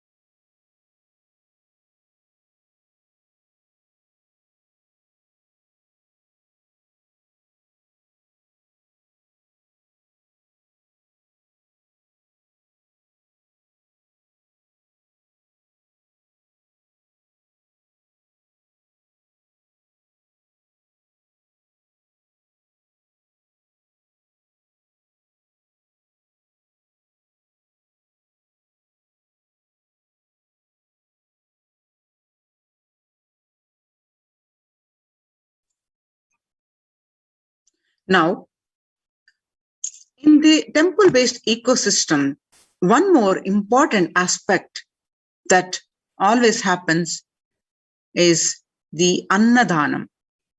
The Annadanam is the free food offering to one and all. In the Kailasa's multi-layered quarantine COVID care protection centers at the de facto spiritual embassies of Kailasa, the continuous Annadan, whoever comes, we serve the free food, that is Annadanam. And not only that, in the various calamities and various huge gatherings, the Kailasa serves the free Sattvic vegetarian meals. Let us understand what is the need for these Annadans and what is the status of the world today and the need for everyone, every organization, government to do this Annadanams. So with the blessings of the Supreme Pontiff of Hinduism, how the Supreme Pontiff of Hinduism has been doing with not only after he come to this public life, but his upbringing itself is in such way that food is shared continuously. So according to the world today, the pandemic has led to increase in global food insecurity, affecting vulnerable households in almost every country. It has exacerbated existing inequalities, pushing millions of people into the vicious cycles of economic stagnation, loss of livelihood, and worsening of food insecurity. The World Bank estimates that 71 million people will be pushed into extreme poverty across the globe as a result of the pandemic. The World Food Programme estimates that the additional 130 million people could fall into the category and food insecure over and above the 820 million who were classified as such by the 2019 State of Food Insecurity in the World's report. The hunger in plain sight. COVID-19 worsens the plight of food insecurity. More than 50 million people have experienced the food insecurity during the pandemic, up from 35 million people in 2019, according to the Feeding America nonprofit, the nation's largest domestic hunger relief organization. Child malnutrition and hunger skyrocket in Haiti as COVID-19 infections spike. At least 86,000 children are at risk of developing a severe acute child malnutrition this year in Haiti, according to the sources connected to the United Nations Children's Fund. The number of children projected to suffer from starvation this year has doubled as the impoverished nation continues to grapple with extraordinary political and social crisis exacerbated by the pandemic. Refuge highest price in the COVID-19 pandemic. Vulnerable groups such as refugees are paying the highest price in COVID-19 pandemic, and we are seeing the alarming trends that show many refugees around the world are unable to pay for food and rent and are struggling to access healthcare and education. Price hikes in local markets and further displacement caused by campfires have pushed many families further into food insecurity. During April and May, around 30,000 refugees in the Cox's Bazar camps raised questions and concerns, and with 63% seeking services, including urgent food relief and shelter. Just over 1/3, that is 37%, requested health or medical care. The famine risk spikes amidst conflict, COVID-19 and funding gaps. The number of people teetering on the brink of the famine has risen from 34 million projected at the beginning of the year to 41 million projected as of June. Without immediate emergency food assistance, they too face starvation, as the slightest shock will push them over the cliff into famine conditions. World Bank releases a report on growing food insecurity. The World Bank released an analysis of the rising food insecurity, the rate food insecurity rates in response to the COVID-19 pandemic, the report released on May 20th, 2021 stated that the COVID-19 impacts have led to severe and widespread the increases in global food insecurity, affecting vulnerable households in almost every country, which impacts are expected to continue through the 2021 and into the 2022. It also states that the global food prices increased significantly by 38% since January 2020. The World Economic Forum, about 155 million people are caught up in food crisis of varying severity. And 133,000 people in Burkina Faso, South Sudan, and Yemen are at risk. 10 countries account for 2/3 of these facing acute hunger. And the resilience of agri-food systems is being eroded by conflict, insecurity, and environmental trends. So join the Kailasa's COVID care protection centers and save your life. https://kailasa.org/kailasa care. Now let's understand the Supreme Pontiff of Hinduism. He has given various powerful cognitions and the truths about the food. In one of the satsans, he said, "You become what you eat." What you eat contributes to what you think, and what you think contributes to what you cognize, and what you cognize contributes to what you are. And so what you eat directly affects who you are, and that is why I am making the statement, you become what you eat. And what is in your plate matters, because that is going to become you. Violence-based food derived from killing animals and life-negative, chemical-based toxic food both harm the system equally. Organic vegetarian food is not just for health. It's physical system and psychological flow to develop highest psychology, not only your physical system, even your psychological flow needs to cooperate. And your brain is constructed for all these higher things. And when you don't explore higher things, you are bound to feed lower things and keep your brain engaged for survival. If you don't explore the higher dimensions of consciousness, you will force yourself into the drugs and try to explore the hallucination, imaginary, illusory dimensions of the universe. So make vegetarianism as a lifestyle. The human body is naturally designed for vegetarian food. The inner mechanisms like feeling, thinking, words, everything is designed to function with vegetarian food. It is like having a generator which can handle only 220 volts current, or a UPS which can handle only 220 volts current. But if it is given 20,000 volt current, what will happen? It will get fused. The food without anxiety, the food without fear, depression, or the food without biomemories, if they are consumed by a person, the energy with which they think, the energy with which they utter the words, the energy with which they act, the energy with which they feel,